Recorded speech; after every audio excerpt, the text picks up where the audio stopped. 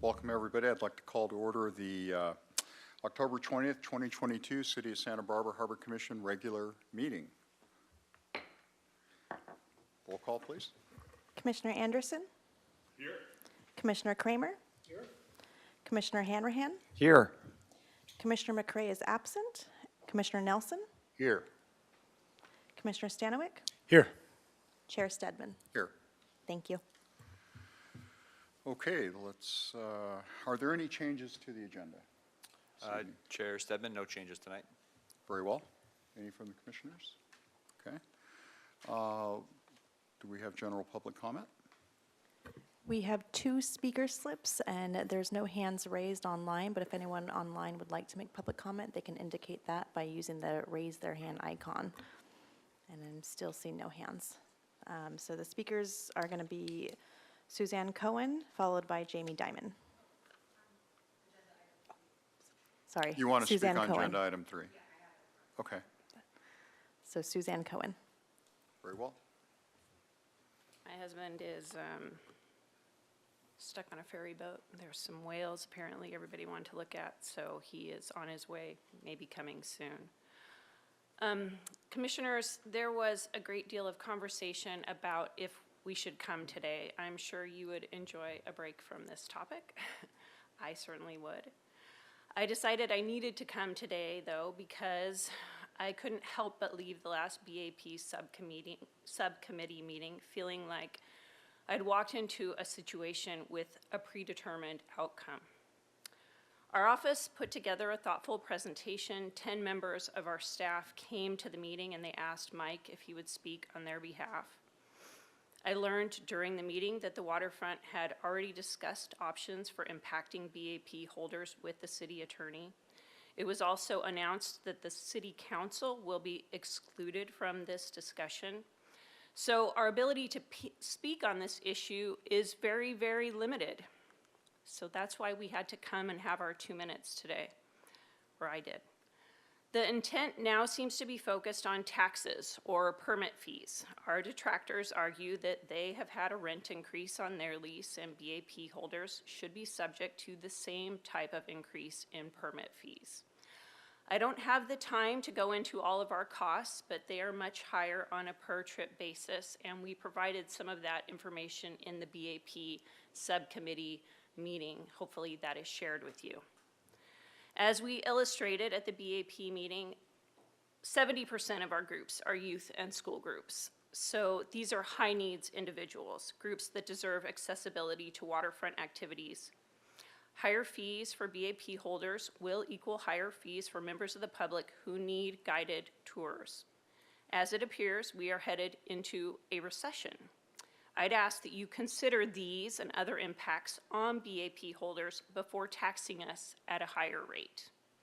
Lastly, and one more second, I just want to say that with all the criticism that our detractors have cast, I am extremely proud of the work that our staff is doing in the harbor. These are trained professionals. Their work is exemplary. Their safety record speaks for itself. They are an asset to the community, and I and my husband will not stop defending them. That's all. Thank you. Thank you very much. Any others, Angela? There's still no hands raised, and I don't have any additional speaker slips, so that's it. Okay, very well. Vice Chair? Great. Thank you, Chair Stedman. We'll move on to the subcommittee reports. There's 6 standing subcommittees. I believe commercial fishing and slip assignment met last month. We had no meeting for budget, although we will be discussing the 5-year capital improvement plan. Request for proposal did not meet, but the business activities subcommittee met on October 13th, and Commissioner Nelson will be speaking on that. Yes, we all met, and I thought both sides of the dispute were well represented and had an adequate amount of time to make their case and explain their positions. And all of the commissioners asked, I thought, good questions. But one of the most important events was, in fact, that the city attorney and the waterfront department had put their heads together, and they said, you know, it's been 20-plus years since we've taken a look at the policy which governs business activity permits. Why don't we take a look at those and do a study and get back to you, the committee, with some ideas and some possible revisions? And there was no conclusions on what the agenda for that staff work would be. It was completely open.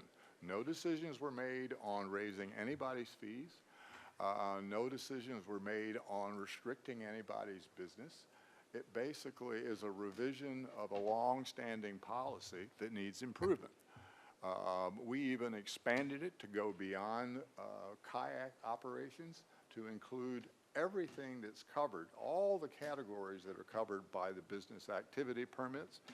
And I thought that the commissioners did a good job of addressing both the representatives of Santa Barbara Landing as well as Santa Barbara Outdoor Adventures, that it was a blank slate, that we were taking a fresh look at this, and that we were going to be very much involved, and no one should be afraid of the deliberations of this body. And so what we did was, I thought, had a fresh start on a very old policy.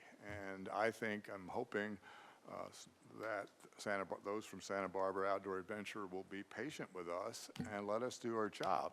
I will ask the commission, however, to help me make sure we get that job done. Because the waterfront department staff, they have a number of committees and a number of assignments. So when I asked about when it was logical to expect a report or a draft, it was could be as much as 5 months. So that's the time frame we're looking at to actually have a draft policy for review. And I'll finally close by, we had an election, and I was chosen as the chair, and Commissioner Kramer was the vice chair. So that's all I really have on that subject. Great. No, thank you, Commissioner Nelson. Just so we are aware then, going forward, is that kind of where we're at right now? That there'll, in a few months, there'll be a follow-up business activity permit meeting? There will be a presentation to the Business Activity Permit Committee by staff of their revised policy. And when the committee feels that that policy is in a form to present to the full commission, we intend to do just that.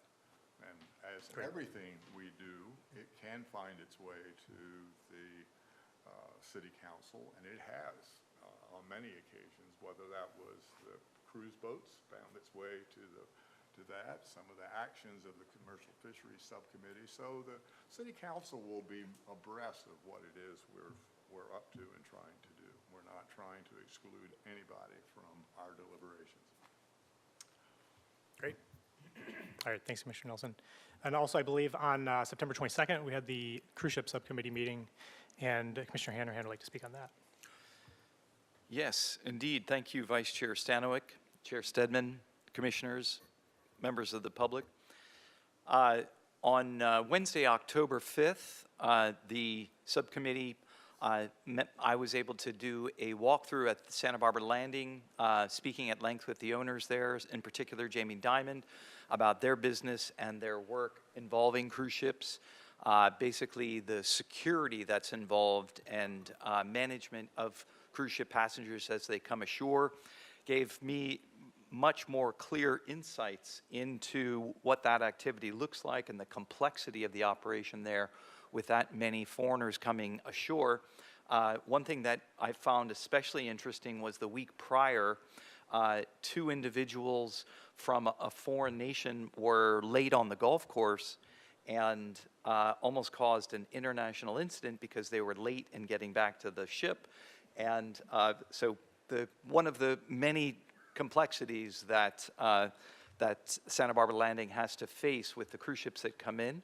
On Thursday, September 22nd, as you mentioned, Vice Chair Stanwyck, We did hold our first subcommittee meeting of cruise ships. There were 12 members of the public in attendance, including City Council member Mike Jordan. At that meeting, we had some excellent discussion, a wonderful presentation by Manager Wiltshire on the cruise ship program. There were 6 public comments. 3 of those were sort of anti-cruise ships. 1 was in favor, and 2 were especially interesting from ships pilots that asked why Santa Barbara does not require cruise ships to have professional and local pilots on board when the ships come into the Santa Barbara Channel and anchor off of our city. They mentioned in their call-ins that Santa Barbara is one of only 2 port cities that do not require a pilot when ships approach and anchor close to the city. So not something that we're looking to dive into tonight, but just one of the many questions that the Cruise Ship Subcommittee will be diving into as we move forward. We have identified that we'd like to meet quarterly for the subcommittee on cruise ships. Our next meeting is proposed to be Thursday, December 1st. Again, that's Thursday, December 1st at 12 p.m. This is a shift from our first meeting, which was at 6 p.m., but in interest of keeping city costs lower, we are looking at scheduling that meeting at 12 p.m. on Thursday, December 1st. Thank you. Great, thank you, Commissioner Hanrahan. That concludes all the subcommittee reports. Oh, yep. Great. Just one question was bubbled up from the subcommittee on slip assignment. Has there been any progress or any expansion of the review for the methodology of, the valuation methodology that was under discussion for most of our proceedings? Yeah, Chair Stedman, as you know, being on that subcommittee, we did make some changes with our most recent FY23 budget. We kind of enacted those fairness changes. The answer is no, we haven't dug into that methodology. We've been kind of dealing with a whole bunch of other things, and with the ultimate consequence of that methodology becoming a few years out, that we're so far away from where we need to be with those fees going into that fairness direction that we haven't prioritized that right now, and so that would entail staff time, dollars, that sort of thing. So just haven't done it yet, but that would be the intention in the coming years as we get sort of closer to truing up those transfer fees. Understood.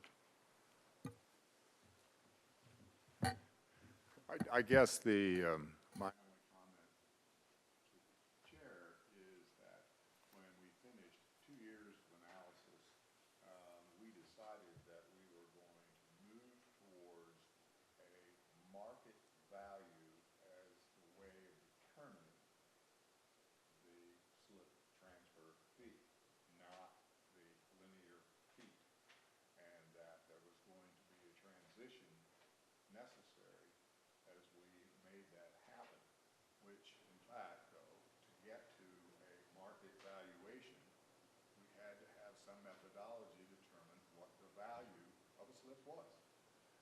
And that was either a fair market value appraisal that would be done every so often, or it could be some combination of work that's done by the county.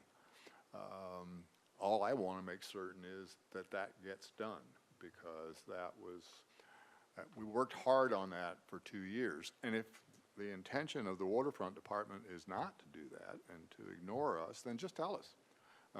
But if you're going to do it, great.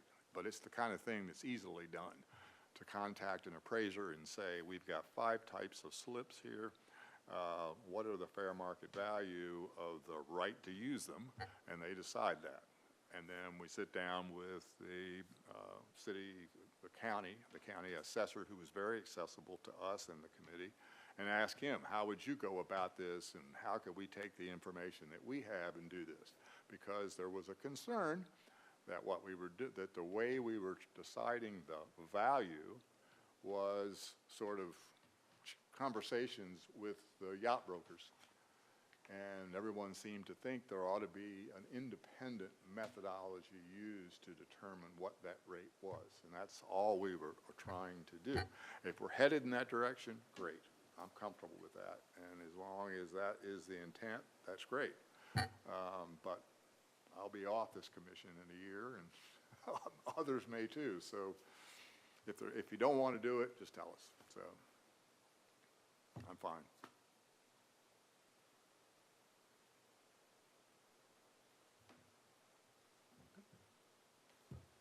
Okay.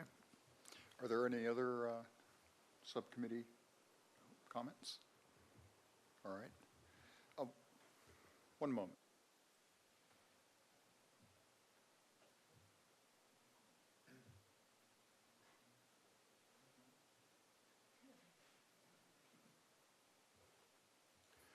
I'd like to make a motion to establish a liaison to the Planning Commission from the Harbor Commission.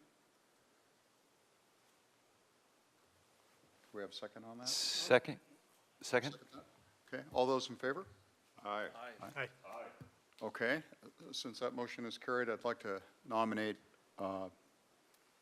Seth Anderson, Commissioner, to fill that position for us. Do I have a second? Second. Seconded. All those in favor? Aye. All right, there you go. Good luck in your mission. Thank you. All right. So let's go to the consent calendar now. Are there any questions from staff? Chair Stedman, no, just, Well, we thought, you know, if Leslie Wiscombe yep. shows up at our meetings, then we should have someone show up at their meetings. So it's bilateral, but I expect a lot of information coming from Commissioner Anderson. Absolutely, I look forward to forming a relationship with them, and hopefully it's something that maybe we can use for not just the planning commission, but something we can see. And I would like to talk to you, I assume it's allowed, to have a conversation with you that doesn't violate the Brown Act, because the direction we received from City Council for the Commercial Fishing Committee also dealt with zoning, because the whole thing started because of a conditional use permit that was approved inside an area that was established for coastal dependent uses. That problem still exists, still remains.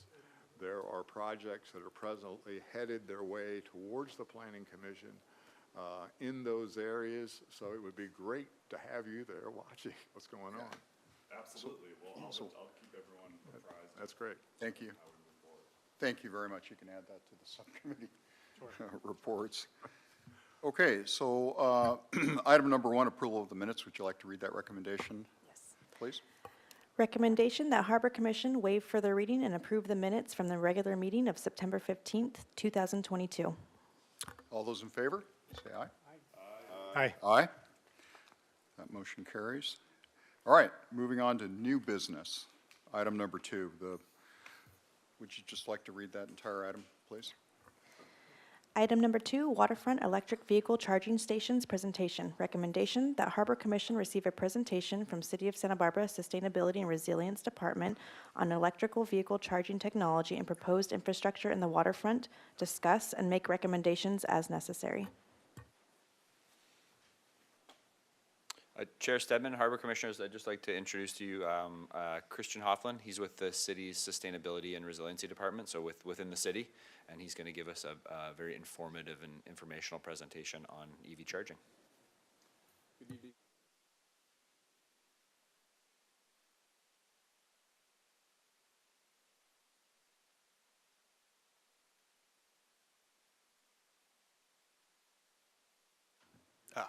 It is turned on. So I do work for the Energy and Climate Division, which is within the Sustainability and Resilience Department, a fairly newly formed department within the city. So this evening I'll talk about some of the sustainability goals that the city has adopted, the changes in the EV market, the electric vehicle market, some of the history of how the city has provided chargers in the past, and what's changing with some of our existing chargers and some of the new planned chargers for the city, and specifically at the waterfront.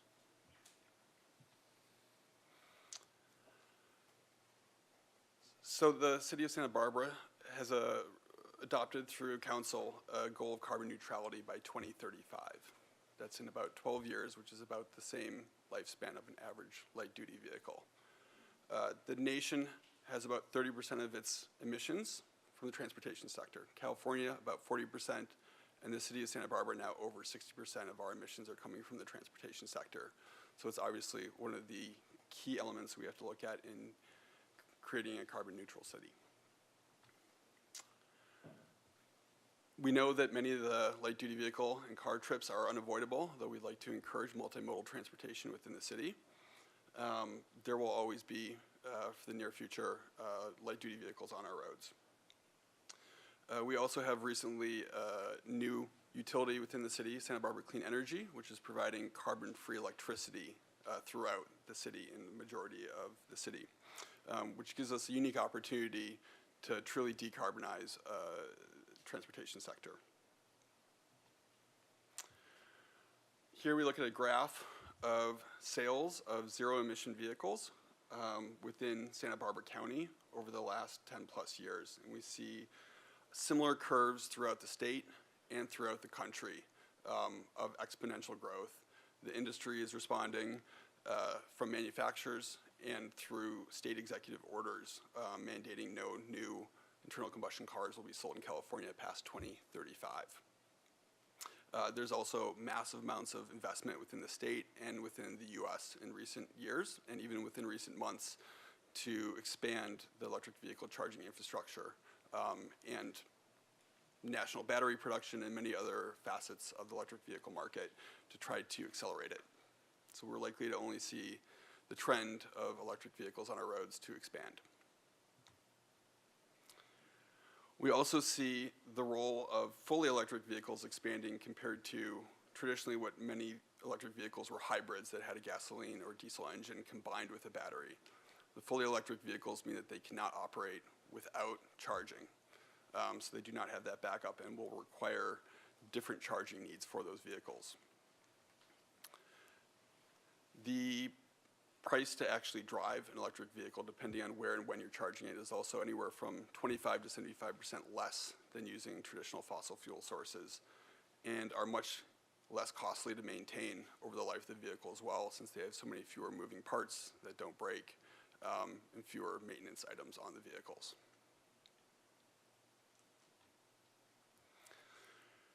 When the city looks at how we can help decarbonize this sector and where our role is, there are some clear barriers to adoption of usage of electric vehicles.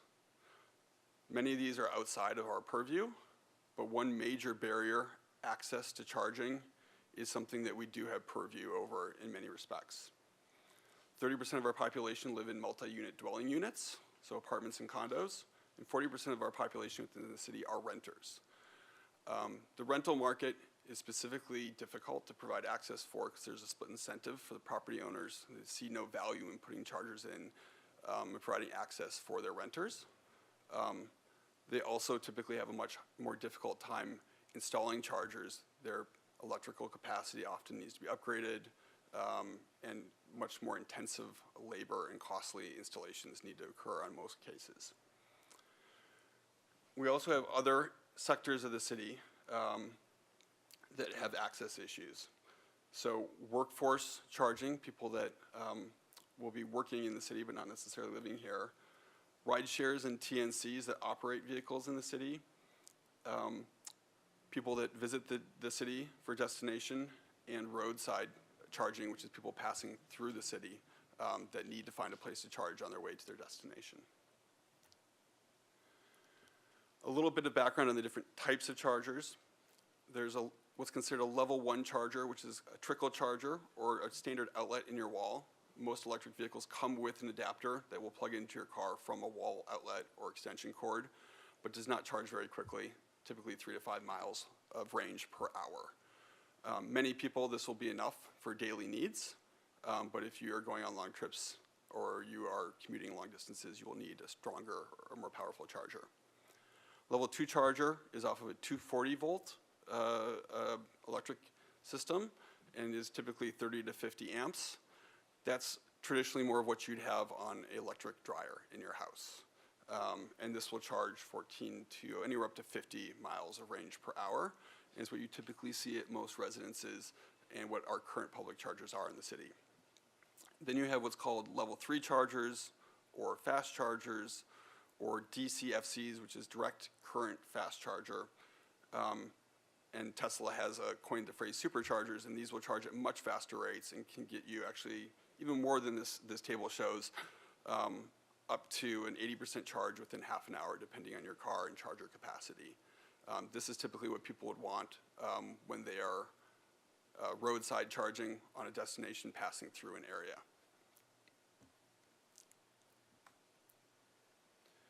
Now I'll go over some of the charging stations in the city and some of the history.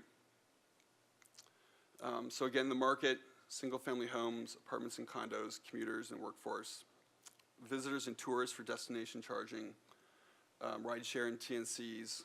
We do have commercial vehicles that are operating in the city, recreational vehicles, and fleets as well. And looking at some of the equity considerations within the city of where our chargers are located and where people have access. We do have a large portion of our city, mainly in lower downtown, east side and west side neighborhoods that are considered low income according to state standards. They do have high housing burden, meaning that they're spending a great deal of their income on their housing. This also aligns with a lot of our high traffic density areas and areas with high asthma rates and other health conditions which are often related to the pollutants from diesel and gasoline engines. To date, the city offers 66 EV chargers, 46 of which are public and 20 for our fleet. Started back in 2012 and have continually added chargers over the years, mainly through partial grant funds. We do have 2 chargers in the waterfront parking lot near Los Baños Pool, and 2 more near the waterfront in the Helena lot.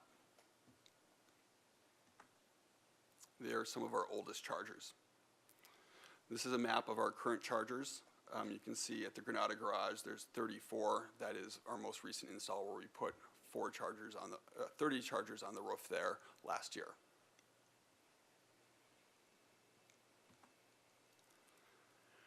This is a map showing the charging dispensed within those chargers since the chargers were first installed in the city. And again, we can see the exponential curve with a slight dip in 2020, which we all know it was from, of the increased demand and increased people charging their vehicles at these chargers. So the validation has come straight from our records of our electrical usage. In 2019, we did standardize on ChargePoint chargers as a brand of chargers and charging network that we have been using. It is the biggest in the US and the biggest in California. The county also has several ChargePoint chargers within the region, and several other organizations do as well. When we first considered expanding EV chargers throughout the city, we did consult and talk to over 8 different electric vehicle supply equipment companies and networking agencies to try to determine if there was a better charger, a better network, and different financing options for the city to go with as we continued to expand, and wanted to revisit that. We did present to the Sustainability Commission and got support in continuing to work with the ChargePoint chargers. It's also important to note that there's new state regulations on interoperability that will be coming out soon. Right now, people can use a credit card, a phone app, or an RFID phone toggle to connect to the machine and charge their car. However, those apps and keychain things only work on one charger network. So if you are traveling and you go to several different chargers, you need several different apps, several different things on your keychain, or continually be getting your credit card out. Interoperability will allow people to use one RFID card or app on any charger anywhere in California. And that will be coming within the next couple of years.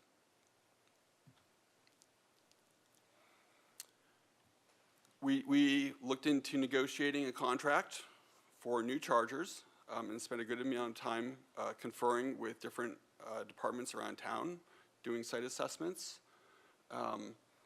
and exploring different financing options. We applied for over $2 million in grants, and to date have received over $400,000 in grants and are continuing to apply for more and wait to hear back from others. In August, Council approved a contract to have a third-party entity install 92 new EV chargers in the city, with an option to add an additional 100 more if we agreed on site selections.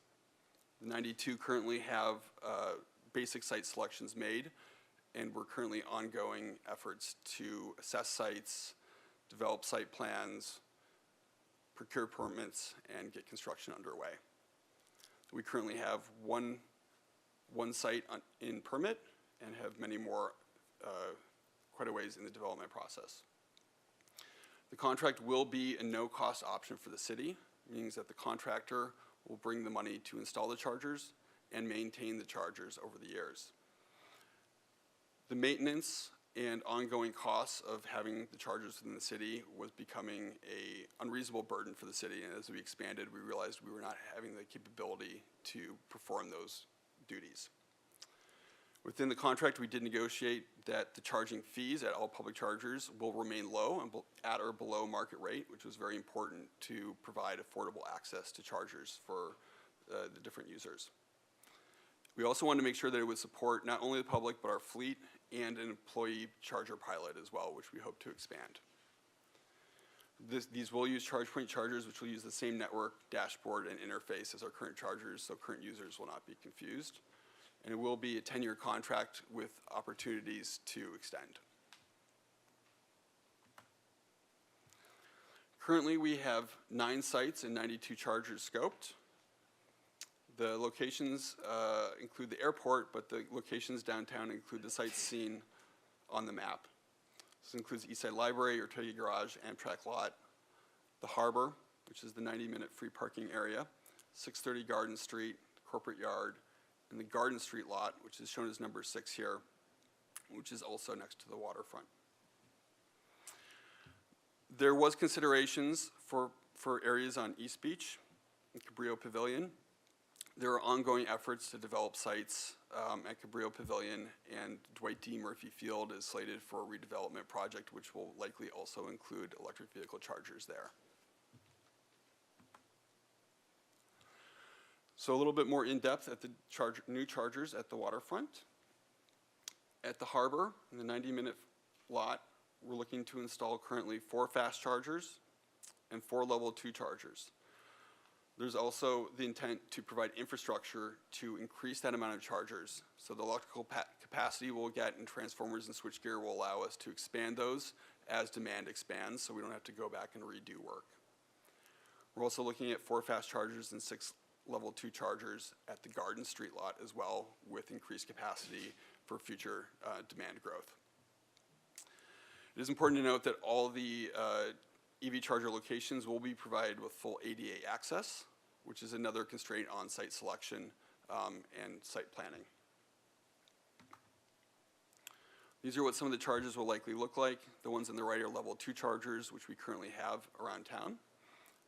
And the ones on the left are a larger unit, which is the fast charger, which provides considerably more electricity.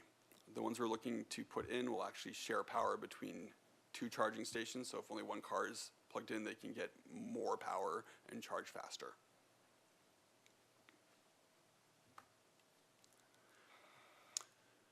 I do like showing this picture. It's especially prudent to the waterfront. This is a picture in Monaco of their fast chargers for their boats at their harbor.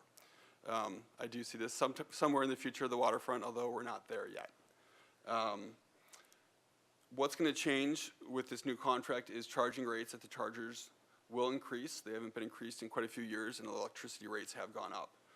So they will be increased, and they will also be reflected on the time of use rates that utilities charge us. So that means during peak times, 4 to 9 p.m., when electricity is nearly three times the price as during the middle of the day, that will be reflected in what the customers get charged at the charger. This is going to encourage people using electricity when it's the most available in the state and when it's the cheapest for the utility. There may be some new branding on the chargers for the new contractor that will be operating them with their name on it. And the addition of fast chargers is a big change. The city currently does not have any that we sponsor, and there are not very many around town. And so providing access to those is going to be a big difference. So people passing through the city will now have options at multiple sites in the city to stop and spend an hour or two while their car is getting, or vehicle is getting charged to move on. So at the waterfront, there are implications for providing access to these roadside chargers, which could potentially increase business for and visiting to harbor businesses, provide access to people that use the harbor as destinations, provide access to people that live and work at the harbor. So next steps, the Los Baños chargers are oldest in the city. They're 10 years old, and they are no longer supported with the 3G networking that they have. They're sold, they can't even be upgraded to 4G, and therefore the networking has stopped working when the local cell phone tower stopped providing 3G service. They will be replaced shortly after the contract goes effective within the next few weeks with brand new chargers. Site design and permitting is continuing to move forward and be coordinated with affected departments around the city to make sure all install designs and staging is done appropriately. And we expect new sites to start installation in early 2023. We will not stop. We'll continue to explore different options throughout the city of places to provide people with more access to EV charging and see where the gaps are, where the city is needed to fill. It is important to note there is also a good amount of private investment in electric vehicle charging, and we're coordinating with these companies to make sure that we're not overlapping or trying to take away their business, but merely filling holes and providing access to people that do not have it. There's currently also an effort along the Central Coast to provide input from the public on where new EV chargers should go. This launched a couple months ago and continues to take recommendations on sites and amounts and types of chargers all along the Central Coast. Encourage anybody that has recommendations on new charger locations to visit this website as their planning efforts and their interactive mapping tool are very good features, and we will be using the data from this to help inform future decisions of site selection and types and amounts of chargers. And with that, I'm finished with my presentation, and thank you for the time.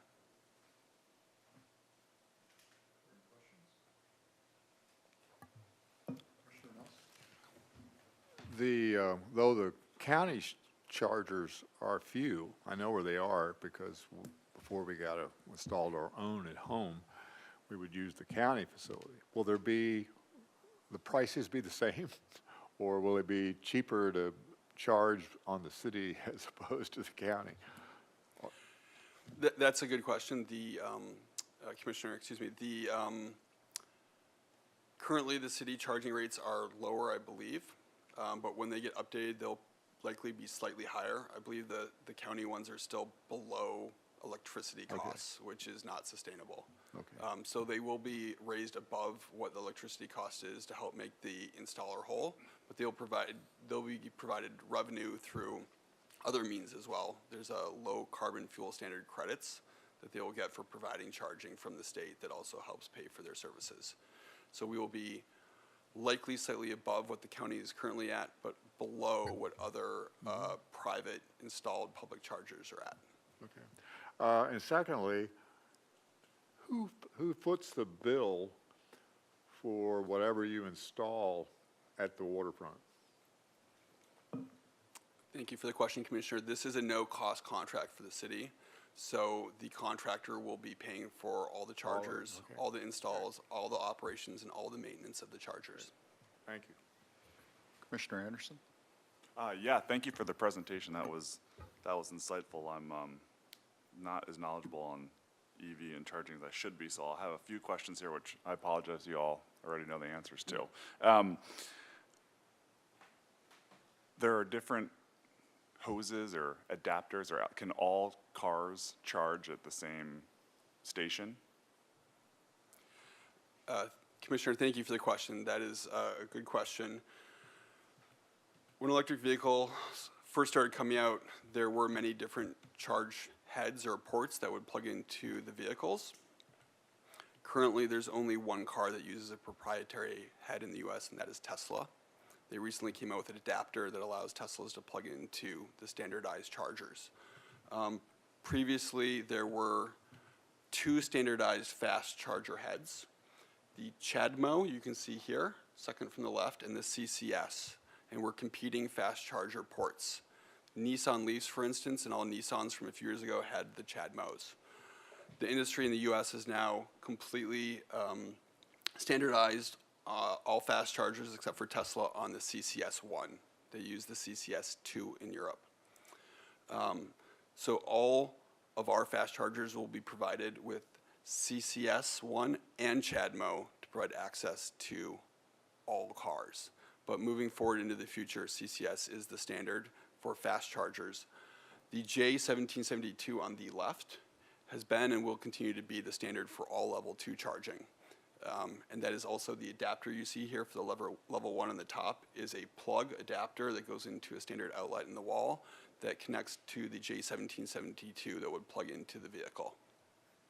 So that's all street legal, light duty truck and car vehicles produced, with maybe the exception of some specialty golf carts and I'm not sure what else, but Gotcha. yes. Thank you. And then another question I've had is, obviously if a car is charged off of renewable energy, that's great.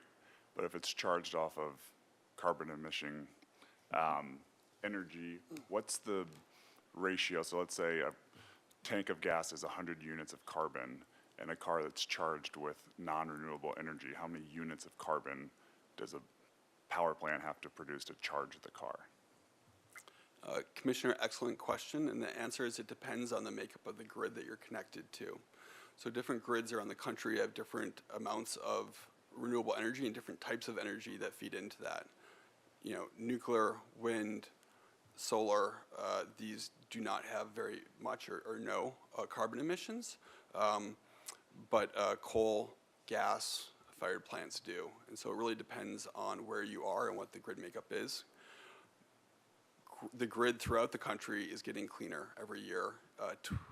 Over 27 states have a renewable portfolio standard that requires their grids to get cleaner each year, and it will continue to increase.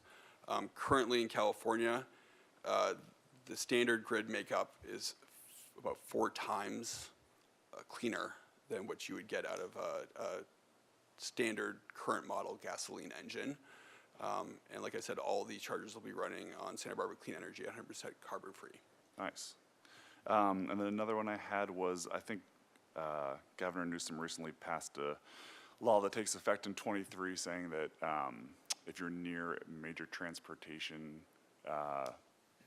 hub, private parking lots will no longer have requirements. There'll be no longer parking requirements if it's near a transportation hub. Would that impact the EV stations? They're all on public, the ones that you guys are installing are already all on public land, but are there ones that are on private that would reduce the EV stations dramatically throughout the city if someone had a parking lot and decided no longer to use it for parking? Is that a concern of yours at all? Commissioner, thank you for the question. There may be some circumstances where a parking lot that has public chargers may get redeveloped, and I'm not aware of that. Most of the chargers we have seen go in on private property that are public chargers are a great deal of investment, and they usually sign long-term contracts for that space, usually a minimum of 10 years, to have the rights to put those chargers into that parking lot. 4 fast chargers from Electrify America just went in at the Bank of America on State and Hope. There was also a large bank of chargers that went in at 5 Points, and there's a proposal currently in for a permit at the city for 20 chargers at the corner of Chapala and Carrillo. I don't foresee any of those investments wanting to be torn down. Okay. And my last question, sorry everyone, what are the examples of fees? Like how much does it cost to charge a car at a fast station or a slow station? Thank you, Commissioner. That's a great question. Typically, the fees, if you charge at home for your vehicle during non-peak times, so not at between 4 and 9 p.m., you'd be looking at about 75% less per mile than using a gasoline vehicle to fill your tank and to go 1 mile. At the city chargers, there will be a higher rate because it does have a premium to cover the cost of the operations and maintenance of those chargers, and to some extent the installation. But it'll still be generally in the range of about 50% or 60% less than the gasoline. Thank you. Thank you for your presentation, very, very interesting. I have two questions. One has to do with the waterfront department. What effect, if any, will having more charging stations do to the waterfront and parking revenues? Commissioner Kramer, thanks for the question.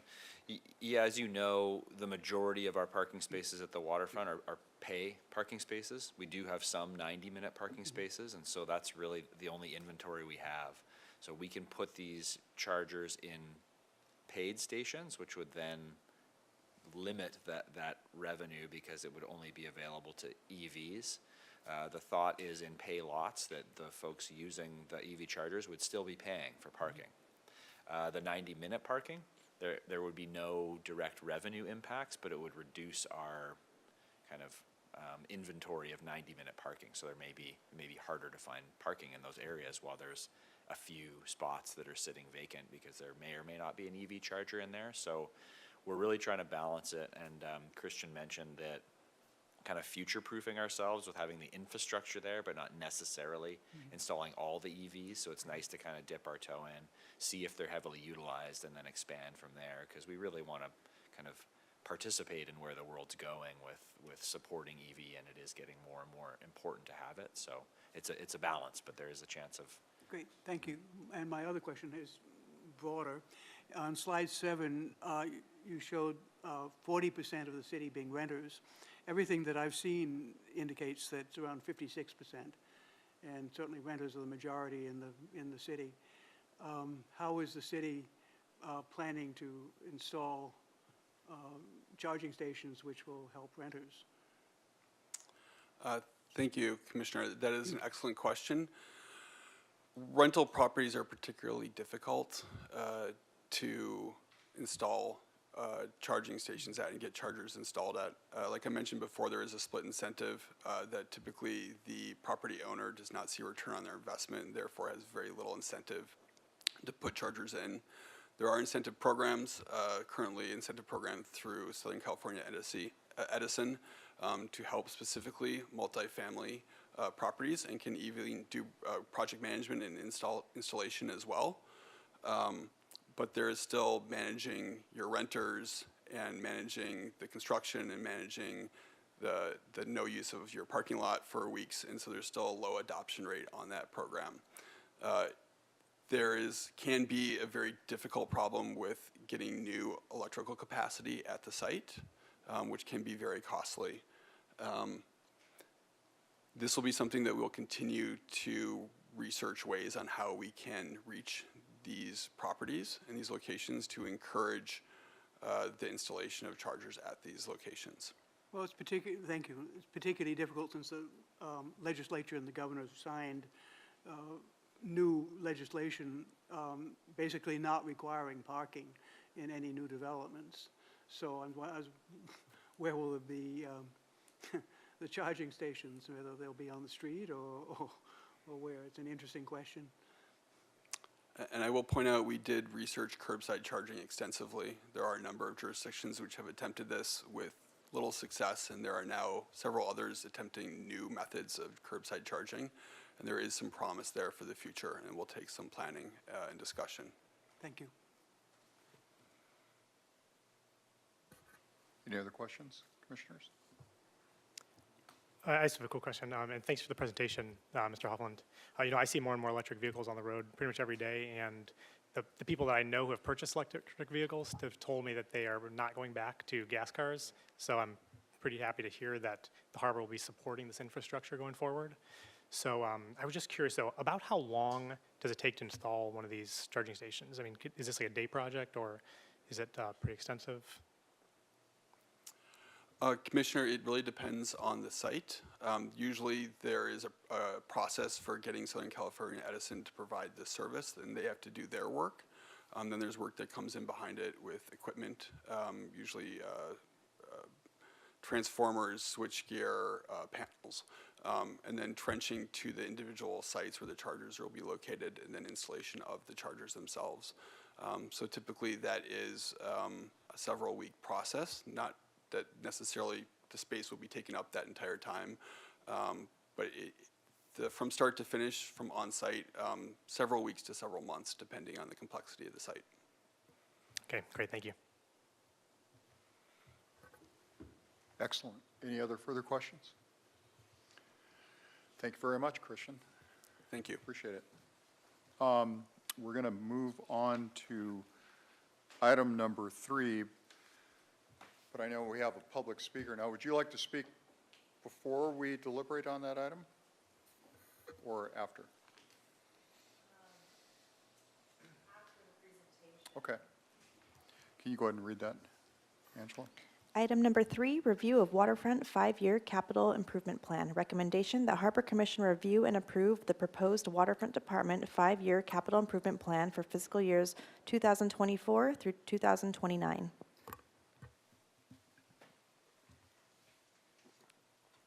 Hello, Chair and Commissioners. My name is Brian Adair, Facilities Manager at the Waterfront. Today we'll be talking about our capital improvement plan.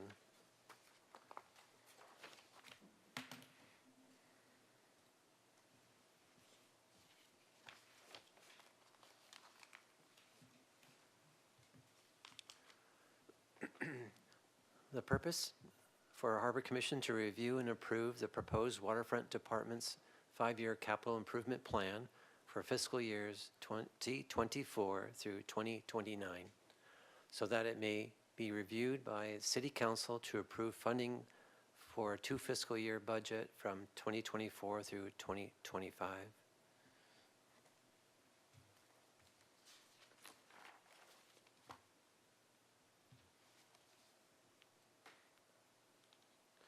I'd like to try to review what the standard definition of is for capital improvement projects. It's to create and improve, replace, or maintain assets and infrastructure. Projects that are typically at $100,000 or greater. These are typically one-time large projects, expenditures. The life expectancy of the project should be greater than 5 years. And it can include studies, plans, and designs. So that's the industry standard for what a capital improvement project is.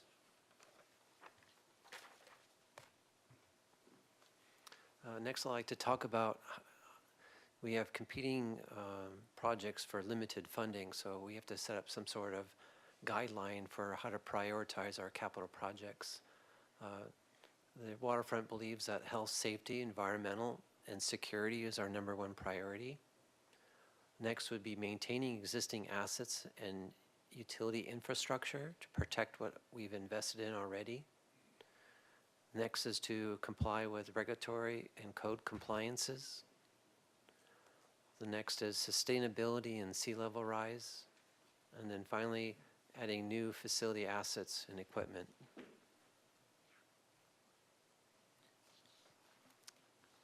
And a model that Waterfront has been implementing is that if we have a project, we like to fund money to design it the first year and get it permitted.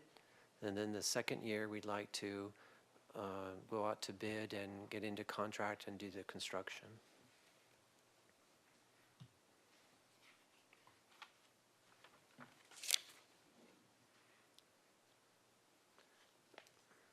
The Waterfront couple of projects are funded primarily from a percentage of our annual revenues, and it could range from 10 to 15%. So that would be $1.7 to $2.5 million per year. And usually we have to look at the economics and what the revenue projections might be. So that's why we have a range to give us some flexibility, kind of invest more when we can and cut back when we need to be conservative. We can also get funding through grants and federal funding. We also could apply for loans, bank loans. Also, sometimes we build up funds over time to replace assets, such as our vehicles, our motor pool vehicles. We save money every year to plan ahead and replace our vehicles, as well as our Harbor Patrol boats, vessels. Sometimes we have a surplus reserves that we may want to use that to subsidize or to fund a project.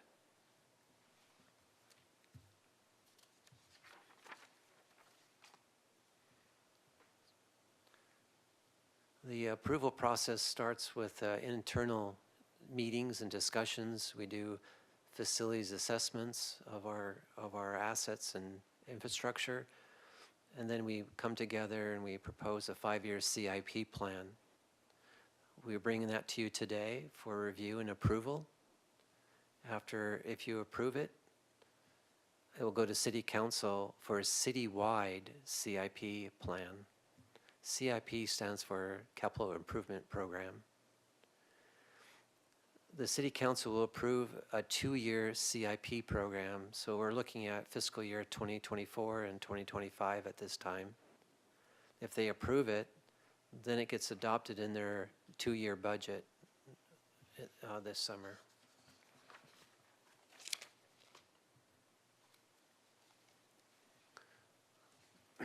With our anticipated capital improvement program of $1.7 to $2.5 million per year, I just want to bring to your attention, we have these reoccurring project descriptions that eat up $1.3 million of our capital improvement project program, which ranges about 52 to 76% of our budget. So it's really important, even though on paper it looks like we have $2.5 million, 50 to 70% of that goes to reoccurring capital projects. There are 3 categories that this would fall under. The annual wharf heavy timber project, replacing deck boards, strings, caps, piles on the wharf, Stearns Wharf. And also we have another program that we have to maintain the marina, the harbor, and that's allocated $500,000. We also like to maintain our parking lots. They help us generate revenue and maintain our business. So it's a big investment and it's very costly to maintain them. So we invest plus or minus $150,000 a year to maintain our parking lots, sidewalks, bike paths. We also want to update our parking ticket machines in our parking lots, and we typically invest $80,000 to $100,000 a year. What's remaining is $1.4 million to $1.2 million. There's an error there for annual capital projects outside of these recurring projects.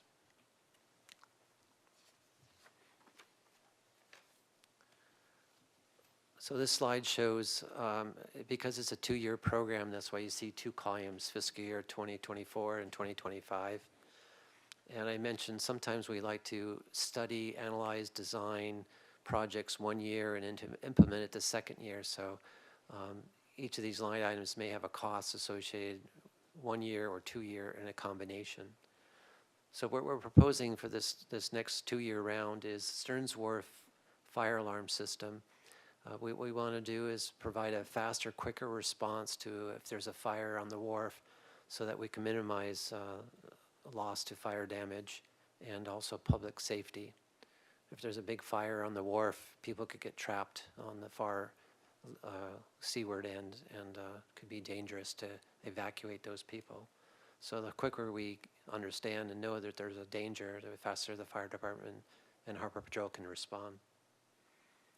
We like to also keep our Harbor Patrol vessels upgraded and reliable. So we would like to allocate funding for our repower program, $100,000 this year and $170,000 next year. We also would like to look at how we can improve the commercial area for many reasons, for safety, for beautification, for traffic flow, for aesthetics, for drawing in people, first impressions of the waterfront, and make it more enjoyable for the slip permittees to be a nicer community. We also like to continue renovating our restrooms. They get heavily used by the public and slip permittees. We know sustainability is very, very important, so we want to continue our efforts to support the citywide sustainability programs for energy conservation, water conservation, and reduce our dependency on natural gas to reduce our carbon footprint. We know that someday we'd like to replace Marinas 2, 3, and 4 like we did for Marina 1.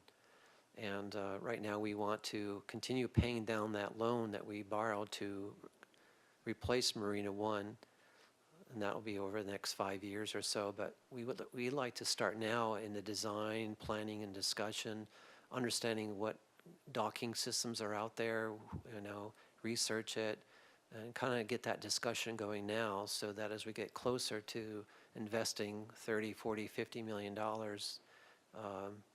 we know we're very confident that we're making the right decision on how do we phase it, how do we start it, where do we end it.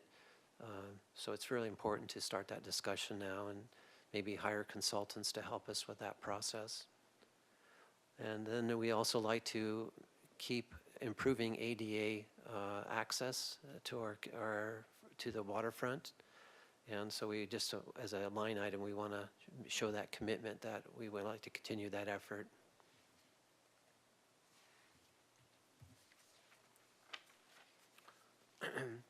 So this table shows kind of our our 6-year plan. And we're only really focusing on the first 2 years, 2024 and 2025. But at the bottom of this table, you can see what the annual dollar amounts are. $1.8 million to $2 million is kind of what we're targeting. And then we have a lot of other desires, capital projects that we'd like to talk about in the future. That's $64 million. But this just shows that we're trying to forecast the funding that we need to maintain our existing infrastructure and facilities, assets, equipment, and continue providing a good experience for everyone who enjoys the waterfront community.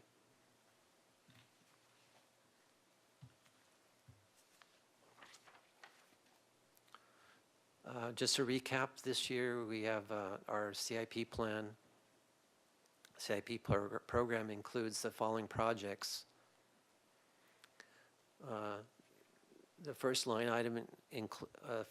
item incorporates those things that recur every year: the Stearns Wharf maintenance and the marina maintenance, and the parking lots. The second one is we want to remodel the Ledbetter restroom to be ADA compliant, but also kind of give it a facelift so it's a more pleasant facility to use. We also like to expand the storage shed on the accommodation dock for Harbor Patrol. They do so much for the community, but they have a lot of equipment that they have to need at a moment's notice. So building them a larger shed on the accommodation dock would help facilitate that. Included in that is the dock is sinking, leaning, you might say. It also includes a jib crane for their small inflatable vessel. That's boat 4. So we want to improve the facilities for Harbor Patrol so they can do a better job for the community. The next, we have a project going on right now. It's almost completed, is to re-roof the Harbor Patrol building, 132 Harbor Way.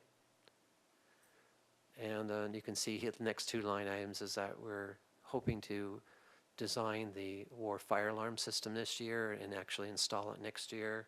And then we're having conversations on what we can do to make the commercial area better, safer, and more encouraging for tourists to visit the waterfront.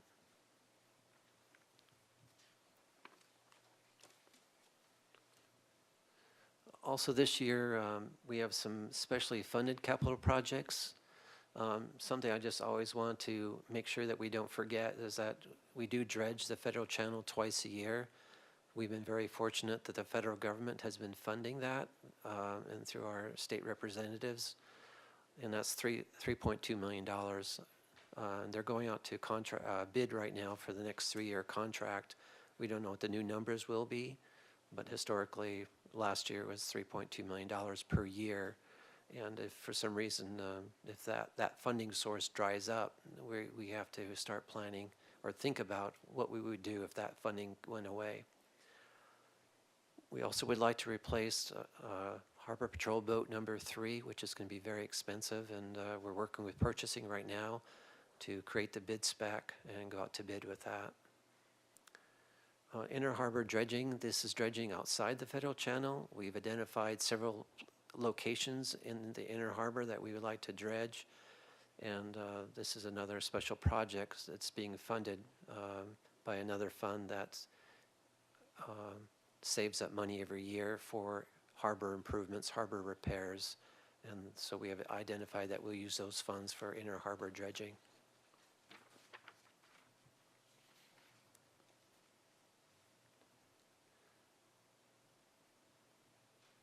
So this year, just summarize that we're hoping to spend $6 million on our capital project this year if everything goes well.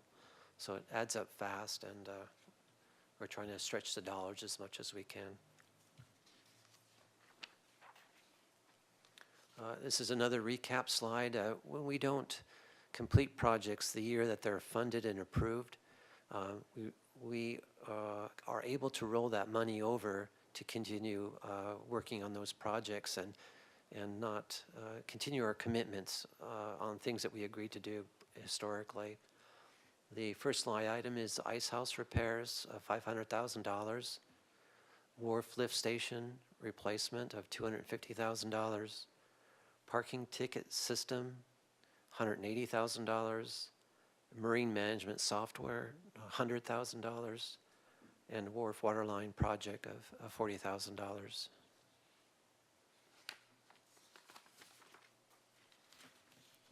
So at this time, I'd like to open up for any questions, comments, recommendations. Any questions, commissioners? Commissioner Nelson? Thank you, Brian. That was really good. But I guess I need, one of the things that was presented to us is that we deferred the capital program, items in the capital program to be able to get us through the pandemic and the impact it had on everybody. And that one of the things that we were going to do is now that things were better, revenues were strong, we're going to go back and we're going to pick up those projects that we had to defer. And I'm assuming that a lot of that's going on here, correct? Mike, would you like to?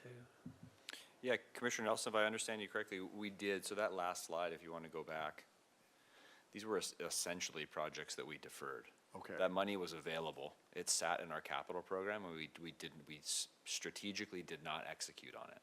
So now that message is very, very true. That money is still there within our capital program, and we are, as fast as our limited staffing can begin deploying and kind of start chewing that off, along with all the projects we are bringing on this year, we're going to continue to execute. You didn't have to cannibalize capital projects to fund your operations during the pandemic. Correct. We held that money essentially in reserve in our capital program, because if we had executed on those projects, that money would have gone to either contractors or cost or materials, but we held it within our budget, essentially in our capital program, in case we really, really needed it. Okay. And so now we're very much in a position where we not only have that backlog, but our whole new years of capital projects, and so we're kind of executing as quickly as we can to catch up. And it, obviously, the capital budget is not just projects. It's maintenance. It's not just capital projects.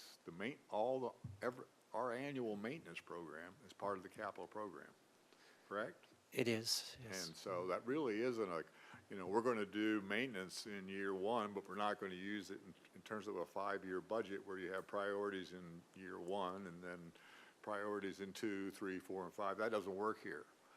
This is a situation where you're going to fund $1 million a year annual maintenance costs for Stearns and the marina. Yeah, Commissioner Nelson, just to clarify a little bit, our maintenance budget for facilities far exceeds that capital budget. So there is a little bit of a gray line between what is recurring capital and what is maintenance. There is a little bit more discretion, so we have the ability to kind of hit the pause button on Stearns Wharf pile replacement, these big costs. We go out to bid for those, they're contracted out.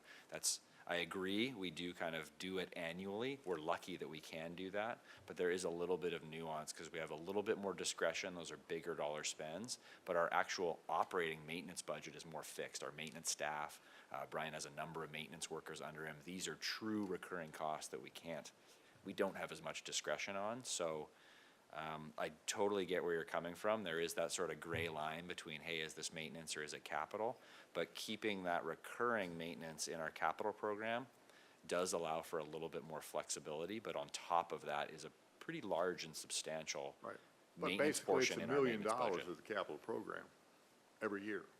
$1 million of the capital program goes to the annual the annual cost associated with Stearns and the marina. So Correct. if you're looking at projects, new projects, the fact of the matter is, it's not as you pointed out, it's not a $2 million capital budget. It's basically there's $1 million to play with in terms of setting new priorities to whatever you want to do, replace marina to the other marinas.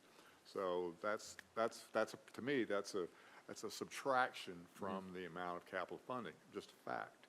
And then the decision to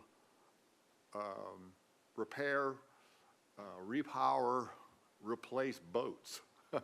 How did that wind up in the capital budget? And what's next? Vehicles? Cars? I mean, I don't know. I'm just curious. I mean, No, that's another one of those categories of funding that subtracts from the available funds for new projects because we've got to maintain our harbor patrol. I know that. I accept that. But it also has an erosive effect on the amount of funds for capital. So how did that happen? Commissioner Nelson, I'd be happy to explain it. It's nothing new. So for years, 8, 10 years, we've been seeding what we call a vessel replacement fund. So just to back it up a little bit, the Waterfront Department is on the hook for maintaining our vessels, our harbor patrol vessels. There's 4 of them.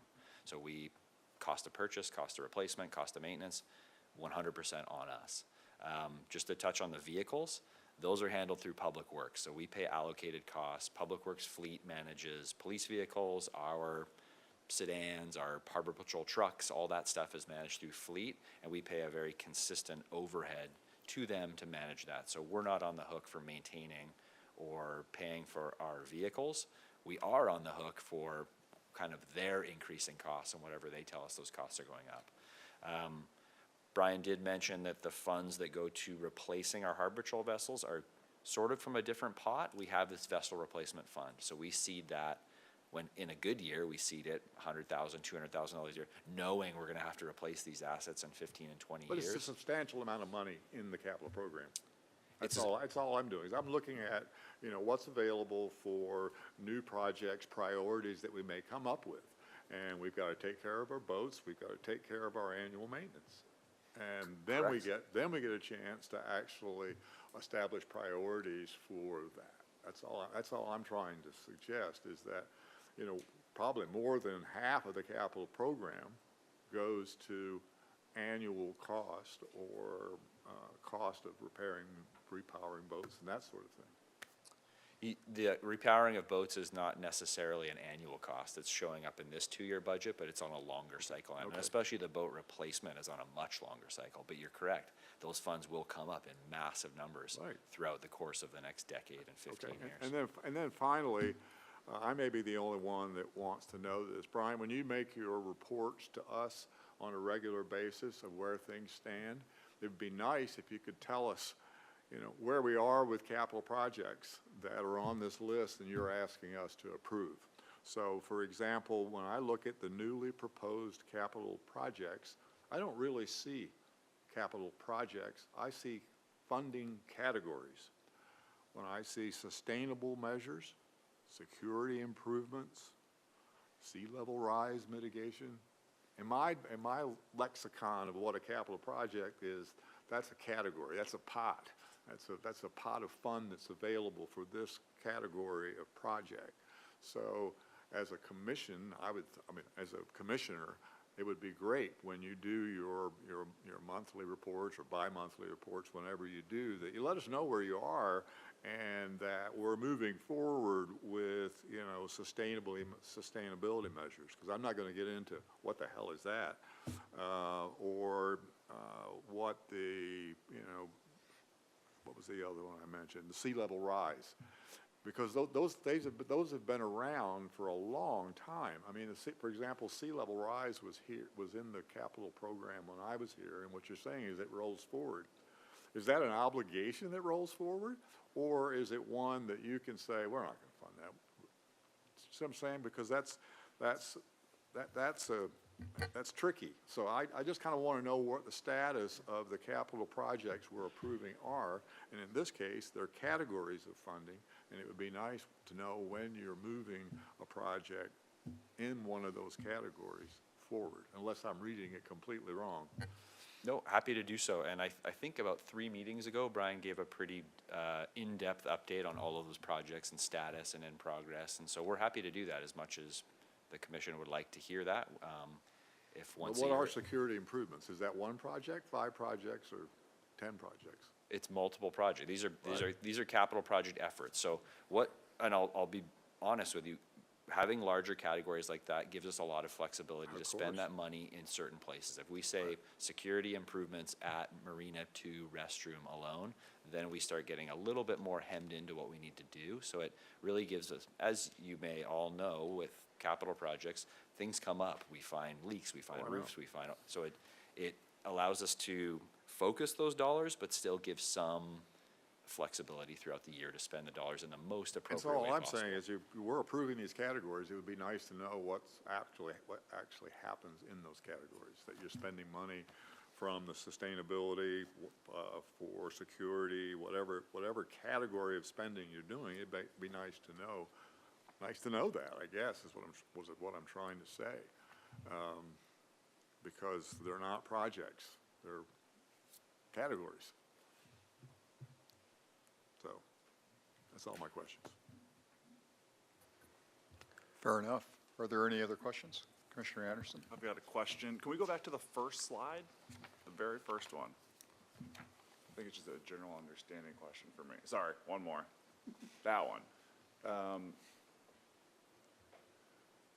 So that it may be reviewed by city council to approve funding for fiscal years. What is the city, we always talk about us being, kind of on the island by ourselves. What is the city council approving funding of if it's money that the harbor's generating? What does that look like? Yeah, Commissioner Anderson, Harbor Commission is advisory on this matter. So Harbor Commission is advisory to council on our CIP program. So we're required to present our CIP program and our annual budget to council. They're the ultimate approver. Harbor Commission input and your ultimate approval is advisory to council.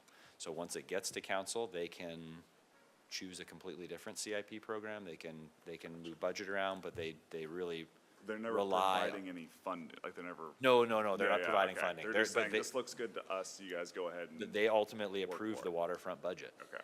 They're the final say with the waterfront budget and our capital program. And then this next question is even more zoomed out than that one. Is our harbor considered to be located in the appropriate place for Santa Barbara? I'm just looking at like the dredging cost, for example. Is that a standard cost that all harbors get? Or is it just kind of like, they set it up here and now we're stuck spending $23 million through 23 through 29 on dredging? Is that what everyone has to do if you have a harbor, or are we in a bad spot? Commissioner, that's a big, bold question. It is. There's a 20-minute video called Beaches, A River of Sand. It was made in the 70s or 80s. I recommend having a look at that. Really, Okay. really interesting. Okay. But in short, No, our harbor was placed in not a great spot. It was built in the 1920s, and it acted as essentially a catcher's mitt for sand and sediment. So we're not unique in that most, 99%, almost all harbors require some level of dredging. We require it very, very frequently. As Mr. Adair mentioned, the great thing is the federal government's currently picking up the tab for that. So that is lucky, fantastic for us. It is not something that impacts our budget. The dredging that does impact our budget is anything that is ancillary outside of that very prescribed federal channel. So if there's shoaling around Marina One, over by Stearns Wharf, all of that dredging cost is on us and is on our budget, and that's not as frequent as the yearly federal channel dredging. So And have we done an analysis, you know, I don't know how sure this federal funding is. It seems like it's been going on ever since I've been hearing about it. Is there analysis done that says if the federal funding stops and we have to start paying for all of the dredging on top of the big project that I think was the marina replacement, which is 40 million, is there any realm where it would make sense to possibly relocate the harbor? Is there, like, how much does it cost to, how much would it cost to do that? Would it cost more than 60 Commissioner Anderson, million? I'm not going to venture into making an estimate on that, but you're talking hundreds of millions of dollars. Hundreds, And so okay. this is that would be an enormous endeavor. Okay, thank you. We'd also have to upgrade the large photograph. I was staring.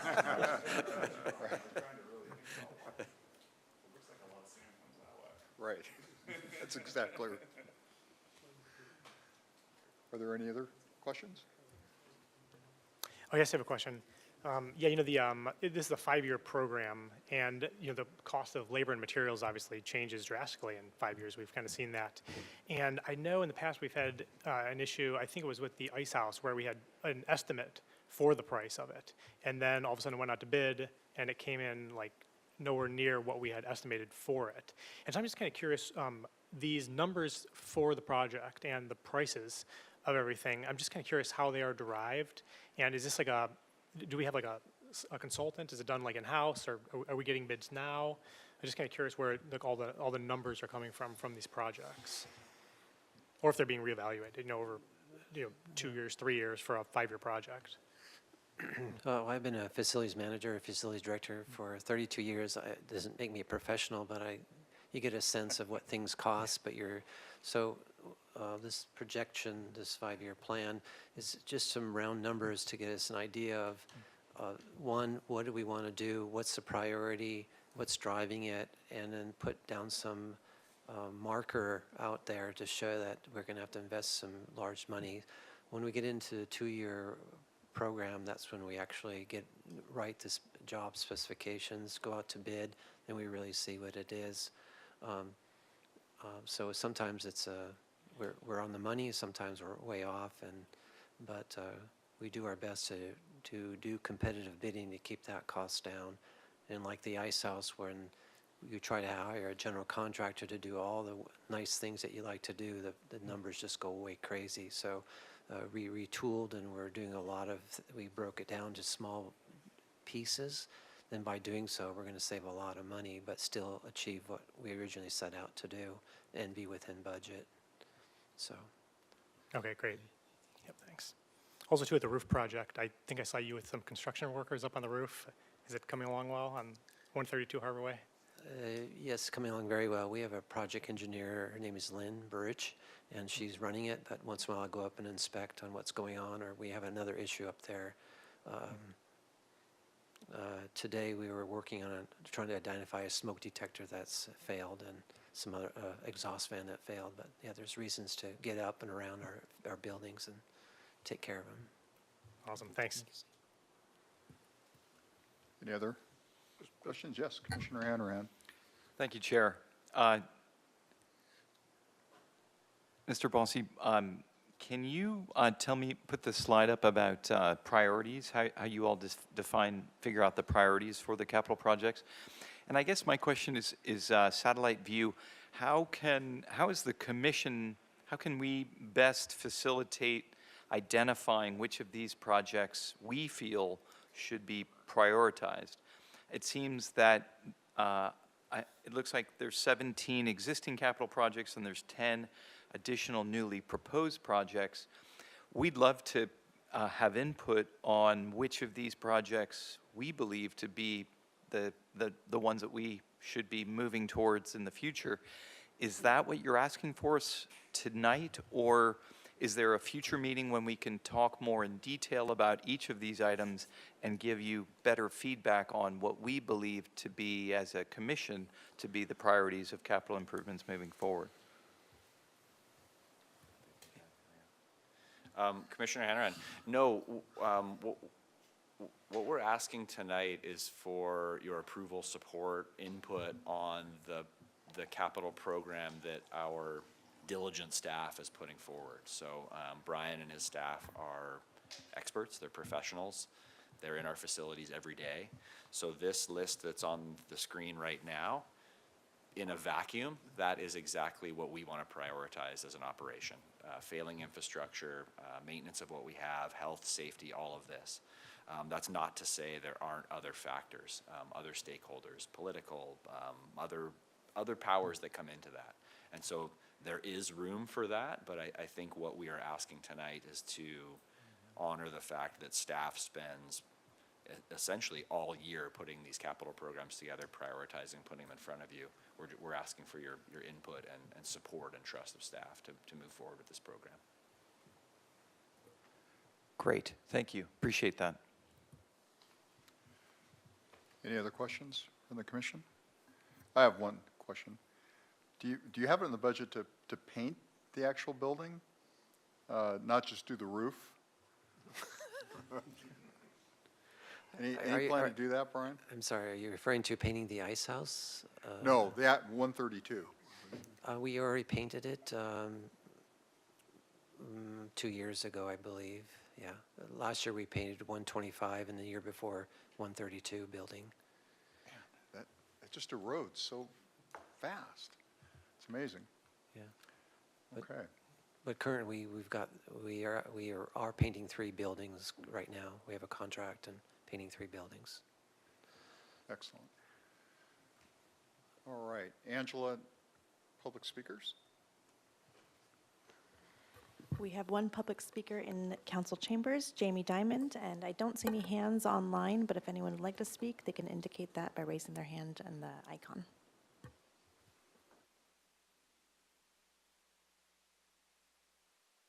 Good evening, Chair Stedman, commissioners, and staff. Thank you for the great presentation on the capital improvements project. Several years ago, I brought to the attention of the commission a new commercial harborcraft rule coming forward by the California Air Resources Board. And not to anybody's fault, but what was then presented to you by the APCD staff was actually not the most current information. And what has happened since then is there's a lot of changes that are going to be coming to all harbors and waterfronts in California over the upcoming years.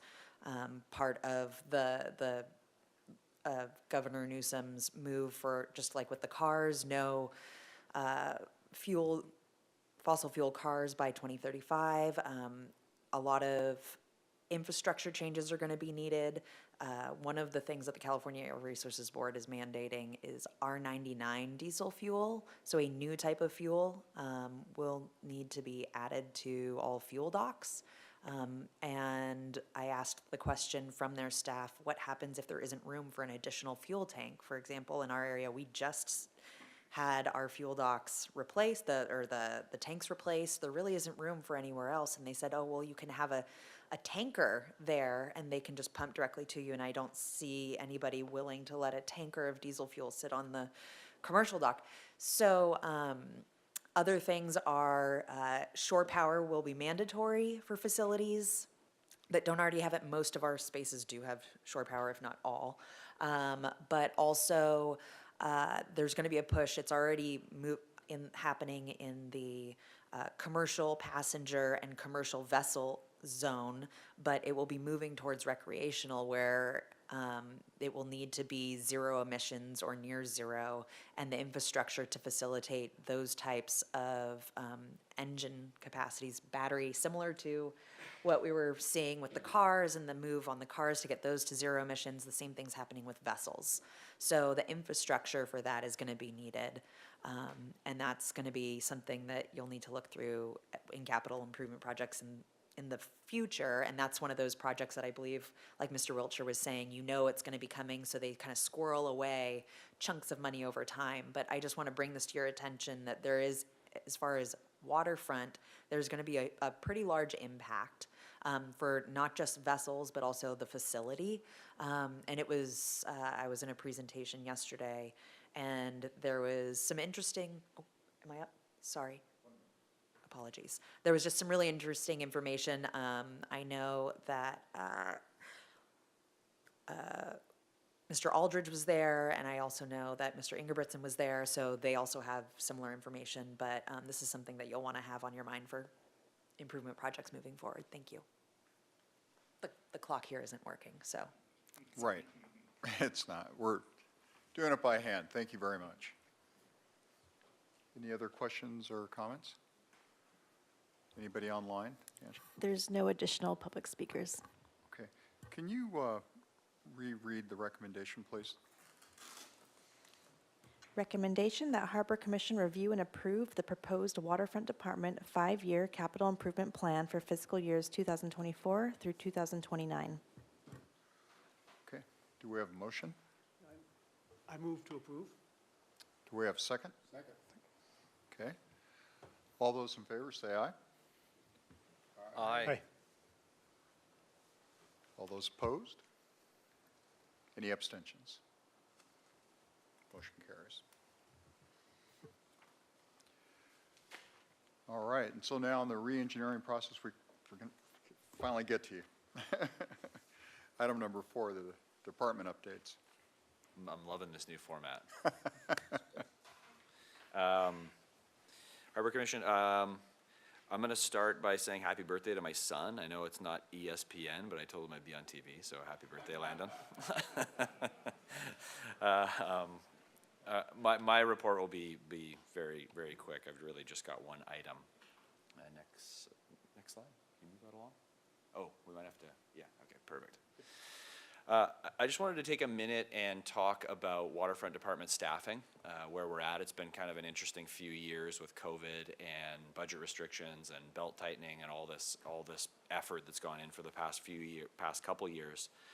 Now that we're kind of moving through beyond COVID, however you want to look at it, economically, revenues are kind of returning back to pre-COVID levels.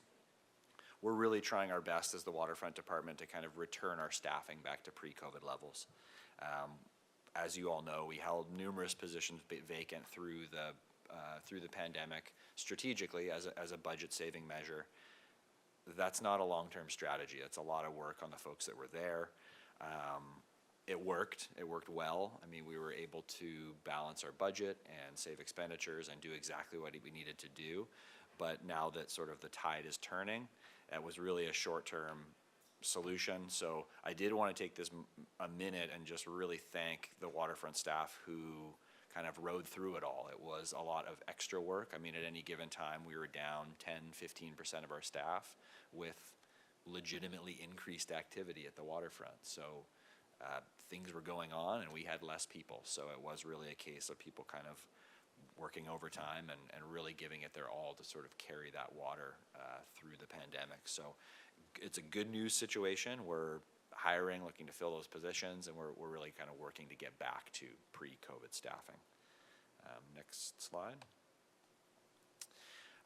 Just one more slide to provide a little bit of an overhead view. This is our Waterfront Department organizational chart.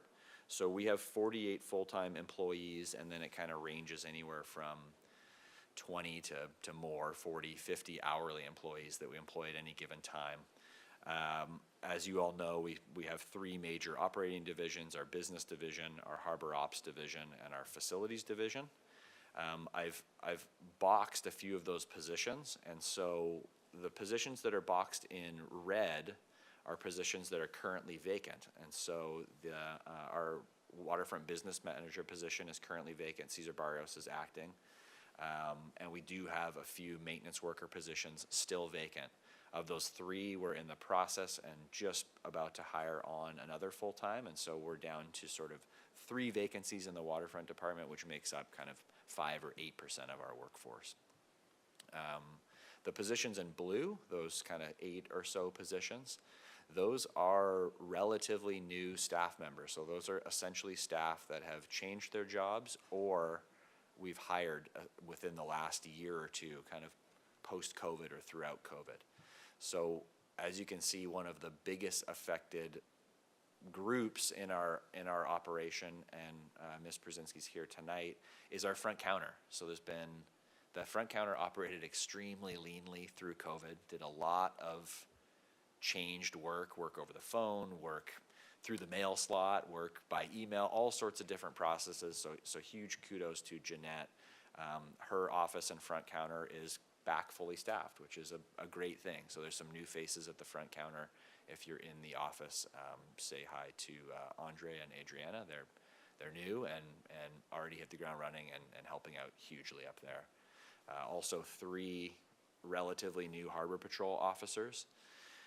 Prior to COVID, that group had run lean for quite some time, even before I was on board. And so this is the first time in a long time that group is fully staffed, and they're kind of breathing a sigh of relief, and they can essentially work the shifts that they were intended to work as opposed to just sort of going full throttle all time.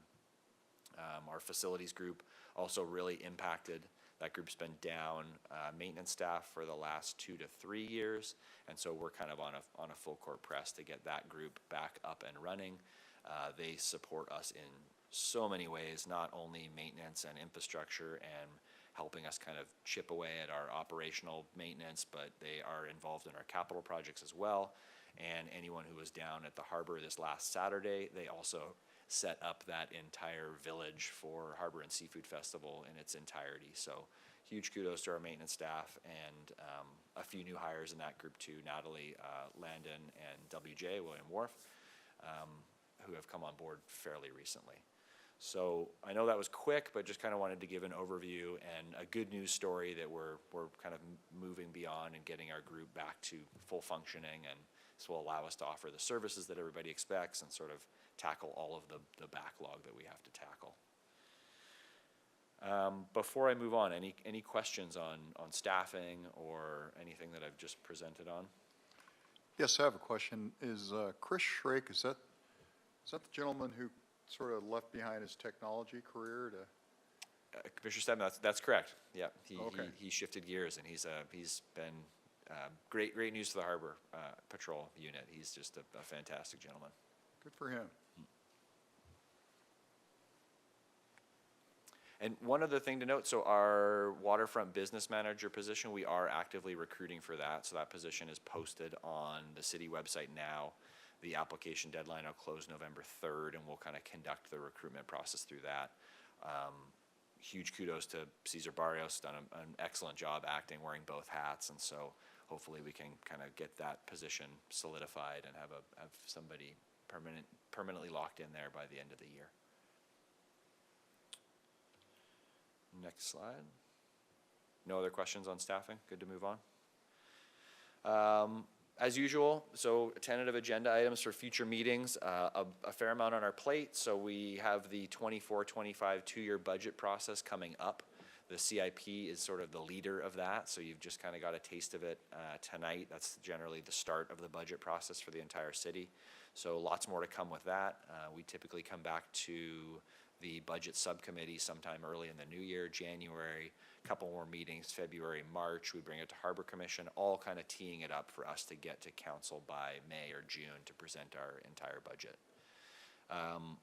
All the various waterfront lease activities that come up throughout the year.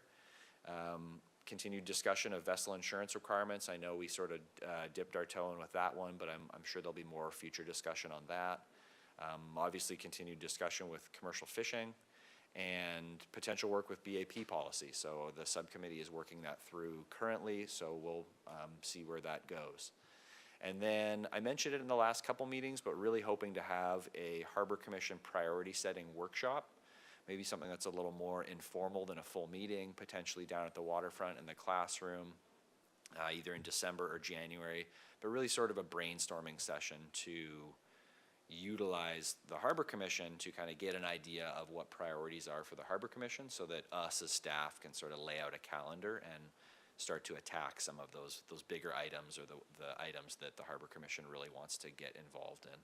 As you all know, as a commission and as staff, we only have bandwidth to handle so many of these big kind of policy or movement items, and so it'd be nice to kind of get all of our heads together and set some priorities for the coming year. I think it'd be a good practice to get into for going forward. With that, I will pass it over to Mr. Cesar Barrios unless there are any questions. I've just got one. I remember last year when I joined, January, February, I forget which meeting it was, the budget was in that meeting, and I think it kind of took at least me and a few of us kind of by surprise that we were approving this. I know it was sent a week before, but I don't know if there's a way, or if we've thought about a way to maybe incorporate to like almost a two-parter, or when we send that out saying, guys, make sure you review this before the meeting, because I think last time we were just a little caught off guard, I guess, at least I was. So maybe just a heads up to, asterisk that or make it a two-part conversation on that, because I know you were kind of under the gun time-wise to get the yes, and we were kind of feeling like we didn't quite have everything we wanted to do it, so just a thought. Yeah, no, loud and clear. It is a big process, and for us and staff, it's sort of a wheel. It's kind of all consuming. So we're in budget essentially all the time. Those documents are available essentially anytime. We can have full granularity on our 23 budget. Not a lot where that changes. A lot is really kind of fixed. Our operational costs are fairly fixed, and so. But loud and clear, we will definitely kind of give you as much advance notice. And then the budget subcommittee meets as well sooner and typically meets kind of once or twice. And so it'd be good when they report back to the full Harbor Commission to kind of feed some knowledge as well. I'm excited. I'm a part of that committee now, so I'll be able to do that. But if there's anyone new, will we have new people on the? Potentially January, potentially. Potentially, So, right? Because that was where I was, and I was like, all of a sudden, we're talking about parking rates, and so. Yep. I don't know if there's a way to think about if anyone new to kind of give them a heads up to that this is what's coming. It's a good call. We'll do it. We always try to do our best to onboard everybody, but it's a lot all at once to kind of get up to speed, so. Thank you. All right. Good evening, Chair Stedman, Commissioners, members of the public. Today, for my business report, I have a brief presentation updating you on the progress of our most recent restaurant leases and a temporary RPs currently at Stearns Wharf. With that, I move on to the Anchor Rose Restaurant and Lounge. So the Waterfront Department's newest tenant, the Anchor Rose Restaurant, has been open for business since June 2022. Since then, the Anchor Rose has established itself as a valuable business in the harbor. They have been actively engaging the community individually and in collaboration with other harbor businesses by providing their space in a variety of discounted menu options to local high schools, nonprofits, and most recently during the Coastal Cleanup Day, where they hosted volunteers from the Santa Barbara Fish Market, Paddle Sports, Santa Barbara Yacht Club, and the Maritime Museum, who collectively removed 258 pounds of trash from the harbor main parking lot, West Beach, and the Sand Spit. The Anchor Rose Lounge, which is downstairs, is in the process of remodeling their interior space while still offering sitting in their glass patio area. Their interior space remodel is projected to be completed by early 2023.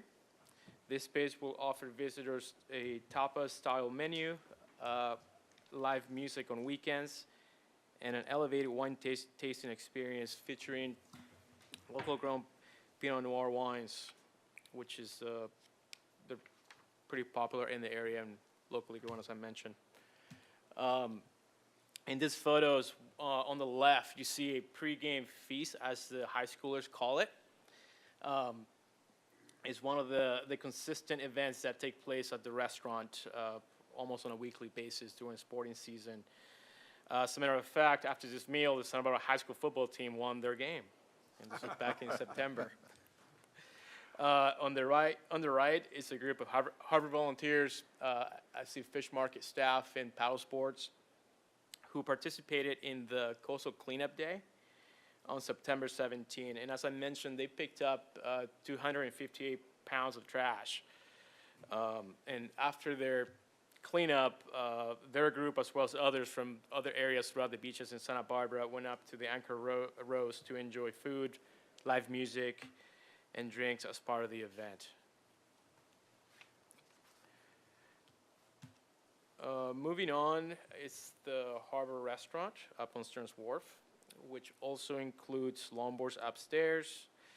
They've been operating under new ownership since March 2022. They continue to offer a variety of menu options, along with some of the beverages in town, as you may know. The new owners have been in discussions with the Waterfront Department regarding their plans to remodel their 7,667 square foot downstairs space, interior and patio, which will likely include a coffee shop and a seafood bar. And that's all in the works. I'll continue to update you on their future plans, but they've been actively reaching out to us with ideas and ways to improve their space, which is quite large. And these photos, on the left, you have the entrance, which is likely where the seafood bar will be located, and that would require significant renovation of the front part of the building on that section. And then on the left, you have, I'm sorry, on the right, you have the space where the coffee shop will likely be located. On the bottom floor where those two large windows sit, which is a space right now that's being underutilized. Next, I have the piano on the wharf, and this is a Santa Barbara Arts Collaborative in partnership with the Waterfront Department and the Stearns Wharf Merchants Association. They brought the pianos on the wharf from State Street. Primarily, they've been up on street, as the name implies. It's been a project active on State Street for the last 13 years. This year, the program expanded to Stearns Wharf, where a piano has been placed below the flagpoles on the shoreward finger next to the Sea Center. And here you have some photos. And the piano was painted by local artist Cheryl Schroeder, well known in the community. And it will likely be at that location through the first week of November. And that concludes my report. I'll be happy to answer any questions.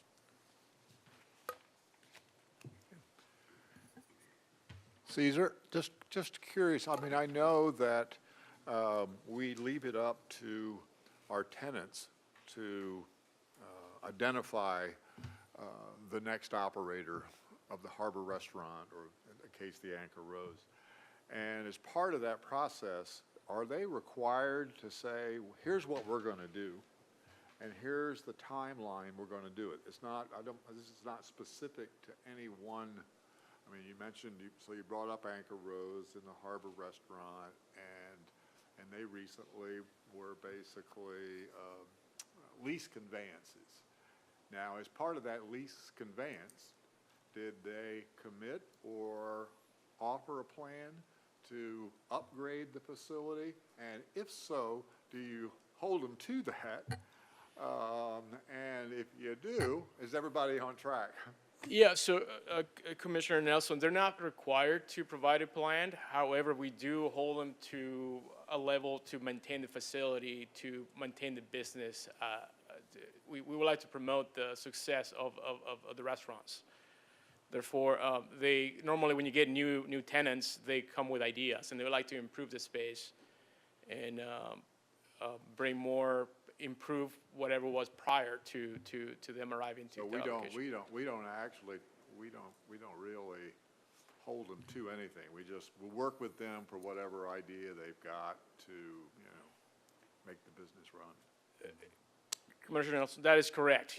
So, yeah, so they bring ideas to us, and then we use our criteria to identify the ones that would best fit the location. No, the only reason why I'm asking is because I also talked to some folks at the Moby Dick, and they want to do a seafood bar too. So I'm wondering, how do you deal with that when you've got two folks that want to open up a raw bar where they compete with each other. So you just let them work it out, I guess. Well, it depends on their lease as well. So a lot of what they can do is stipulate it in their lease. So if Moby Dick's can sell seafood and they like to have a raw bar and it's within their lease, right, they can. Okay. Same thing with other tenants.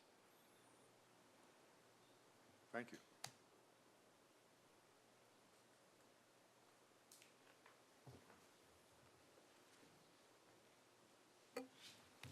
Okay. Thank you. Who's going to present the harbor operations report? Chair Stedman, Commission, we've got a ringer tonight. Okay. Eric Engbertson's not available, so wondered Jeanette why Brzezinski she is was going to there. be filling in. All right. Hello, Commissioners. My name is Jeanette Brzezinski. I'm the Administrative Supervisor, and I will be presenting the Harbor Operations Report today for Eric Engebretson, who can't be here today.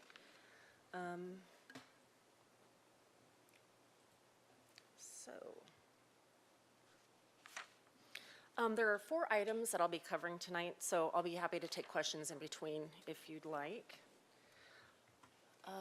The first item here is Stearns Wharf's 150th anniversary celebration. That was on Saturday, October 8th. Stearns Wharf celebrated its 150th anniversary. The celebration was a huge success. There was live music. There was a tall ship named Mystic Whaler that had a gun battle with using cannons between the boat and the wharf. There was a parade of fleet organized by the Yacht Club. There were 41 boats that participated. There was a scavenger hunt, face painting, and wrapping up the evening at 7 p.m. there was a fireworks show. So special thanks to the Wharf Merchants Association and city staff for making this event happen, specifically Chris Bell for all he did to put this together, and also Cesar Barrios and his parking crew. I spoke with Neil Bruskin, who's the president of the Wharf Merchants Association, and he also sends his thanks and specifically called out the parking staff. I guess parking was difficult that day, and Cesar and his crew were hopping. So he spent some time talking about that. So that's it on the anniversary. The next event was the Seafood Festival, unless you have any questions on this day. All right. 1 week later, after a 2-year hiatus, the 19th Annual Harbor and Seafood Festival returned last Saturday on October 15th. So this family-friendly event is so fun. People really enjoyed themselves this day. There was a lot going on, a lot of fresh local seafood. Goes without saying, was delicious. One unique feature to this festival, of course, is purchasing direct from the fishermen. And off of the city pier, you can see there lots of people going out and looking and oohing and eyeing and buying. And in particular, you could buy lobster and crab and take it over to the Boil Pit area. For $5, you can have them cook it for you. And this year, Commissioner Nelson worked all day in that pit, and I'm sure he had a lot of fun. And it's hard work. It's hard work. There's a lot of fish that went through that day. right next door to the Boyle Pit actually was where the albacore was being barbecued, and Commissioner McCray and his daughter and her friend worked there all day as well. So I was going to say thank you to Commissioner McCray as well.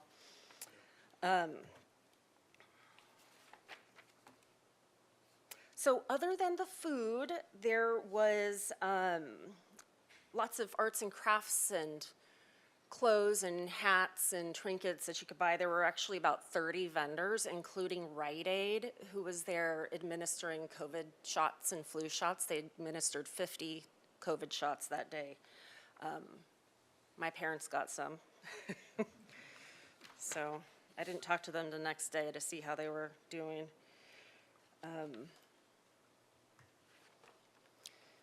Okay, so there were also booths for educational, informational opportunities, booths and displays. So for displays, for example, the bow monitor on Harbor Patrol's fireboat was being exercised pretty much all day. You can see in that previous slide here, it's one of my favorites. You see in the on the right, that big water spout, that's the Harbor Patrol's fire nozzle.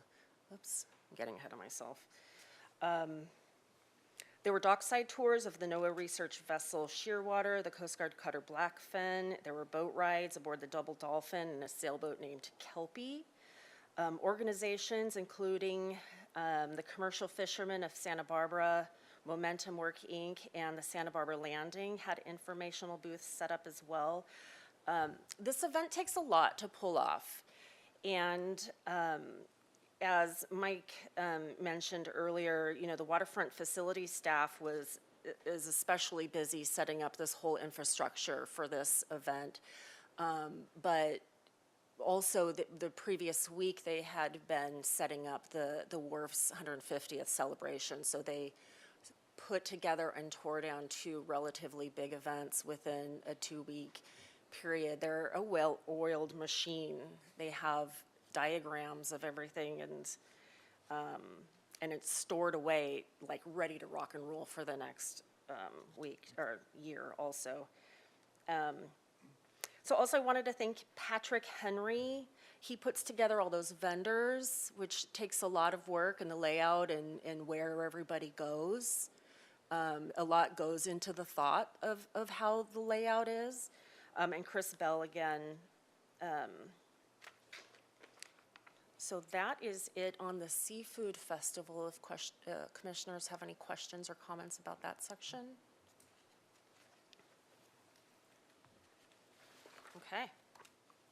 You left out the fact that there was cake and champagne on Stearns Wharf before the cannons blared, and you had the Congressman Carbajal was there, the mayor was there, you had 3 city council members. It was really a great event, and filming it all very carefully was Chris Bell. So it was really a great event. So just wanted everybody to know that. You should have come. Should have been there. You know? I got intimidated by the parking lots. You should have been there. I found. Yeah, I saw the fireworks. I Saw found the parking. It fireworks. was so well handled. I found parking and went out there like at 4 in the afternoon and got parking. So anyway, it was really great. Great. Okay, next on the agenda, switching gears here, is beached boats.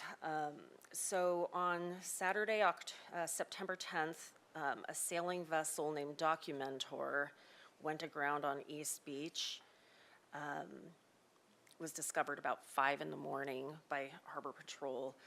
The next day, on Sunday, September 11th, Heal the Ocean organization made arrangements with the boat owner to pay for the removal of their boat from the beach.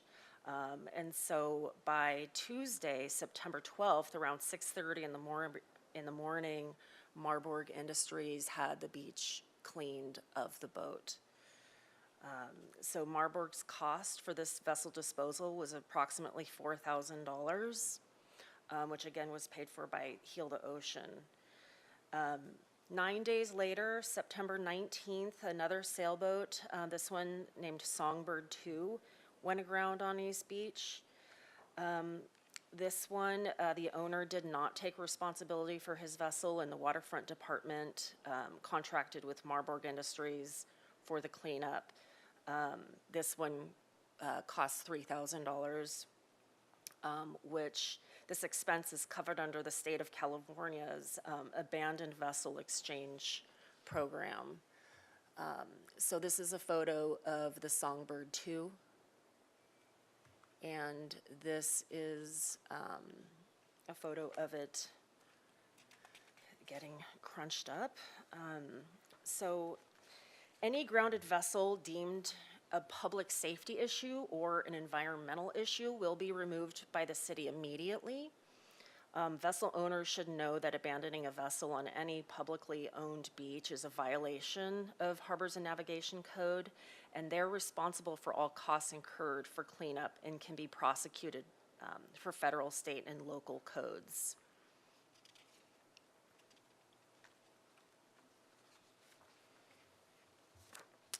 That's it on the beached vessels. I'll just have one more item unless you have questions. from Quick the- question, Jeanette, on that. Why was Heal the Ocean involved in the paying for that vessel on the beach? Do we know?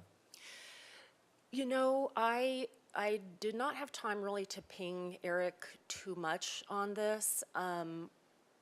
In my experience, this is the first time that they have. I know when a boat is beached, we do get a lot of phone calls, right? And by law, there's a 3-day basically window of time legally where your personal property is your responsibility, right? And again, unless there is a safety issue or hazmat issue, then we can step in immediately. So they came in the next day, and I was surprised. But to be honest with you, Commissioner Hanrahan, I don't know exactly why. Yeah, just to add on it, Commissioner Hanrahan, Heal the Ocean made contact with the owner themselves directly and kind of made the choice to involve themselves and deal with that one specifically. Okay. So had they not become involved, then it would have deferred to, as the case for the second vessel, that would have been cleaned up. Yeah, we would have typically followed our standard procedure of kind of noticing and doing our part to try and reach out to the vessel owner in absence of making contact, or in the presence of the vessel owner turning that vessel over to us. We would utilize our grant funds and do that and essentially deal with it. Right, right.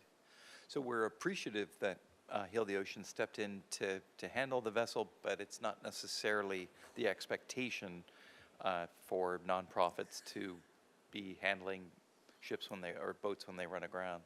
Correct.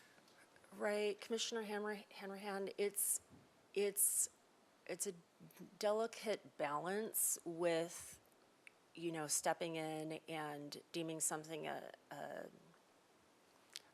concern and taking care of it ourselves versus the responsibility should lie on the boat owner, and with the number of folks that we have in the area who own boats, as you can imagine, if they just let it go, we don't want to get into the habit of cleaning up over everybody.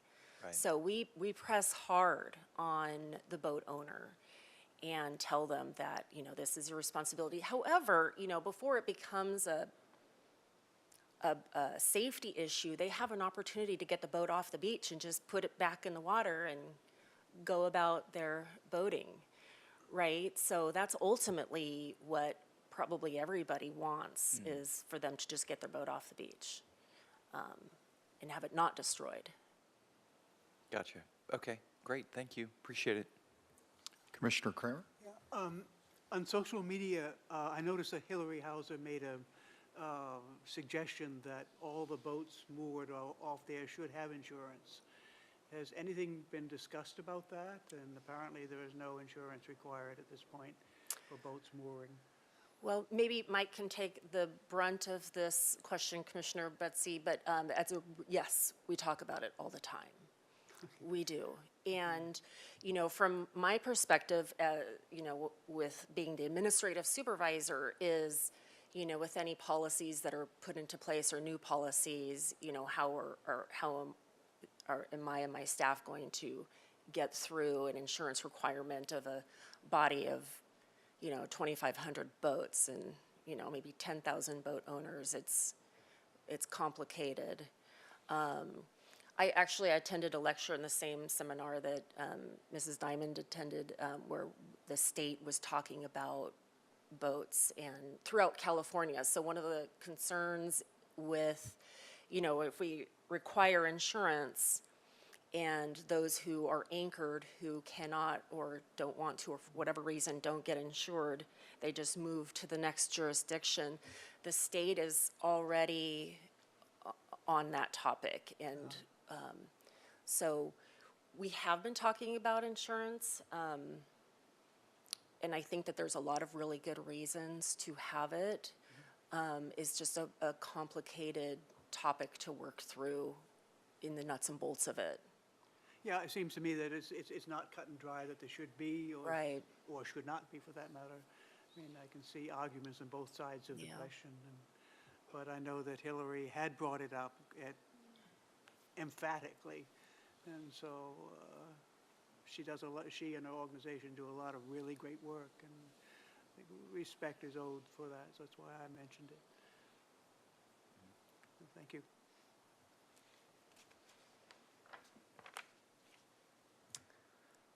Okay, the last section here, lobster season opener. So lobster season is in full swing. The recreational season opened October 1. Commercial season opened October 5. The waterfront department allows the lobster fishermen to stage their traps in the launch ramp parking lot a few days ahead of the opener. This has always worked out pretty well, and again this year, we allowed this, so they started their trap staging on Saturday, September 24. And this year went well. I didn't get any calls of complaints or problems between the folks out there, so it was another successful year. There are a lot of trap buoys out there, so as you're navigating around the area, just you know, be mindful that there's a lot out there. So with that, commissioners, that completes my report, and I'd be happy to answer any questions you have. No questions? Okay. It's great to receive your report. Thank you. Nat? Okay, so we're getting down to the last item here. Commission and staff communications. Staff, any communications? Chair Stedman, nothing tonight. Just a hearty thank you to you all for doing what you do and staff for doing what they do to keep Waterfront such a great place. Yeah, I'd like to thank staff too. Great job, you guys, all of you. And anything from us? Commissioner Hanrahan, do you want to make any announcements? I don't think I have any announcements to make. Do I? You want to? Am I missing something? Was I supposed to No, announce no, something? no, not at all. I will make a motion that maybe we should close the meeting. I'll second that motion. All those in favor? Aye. Aye? Aye. All right, motion carries.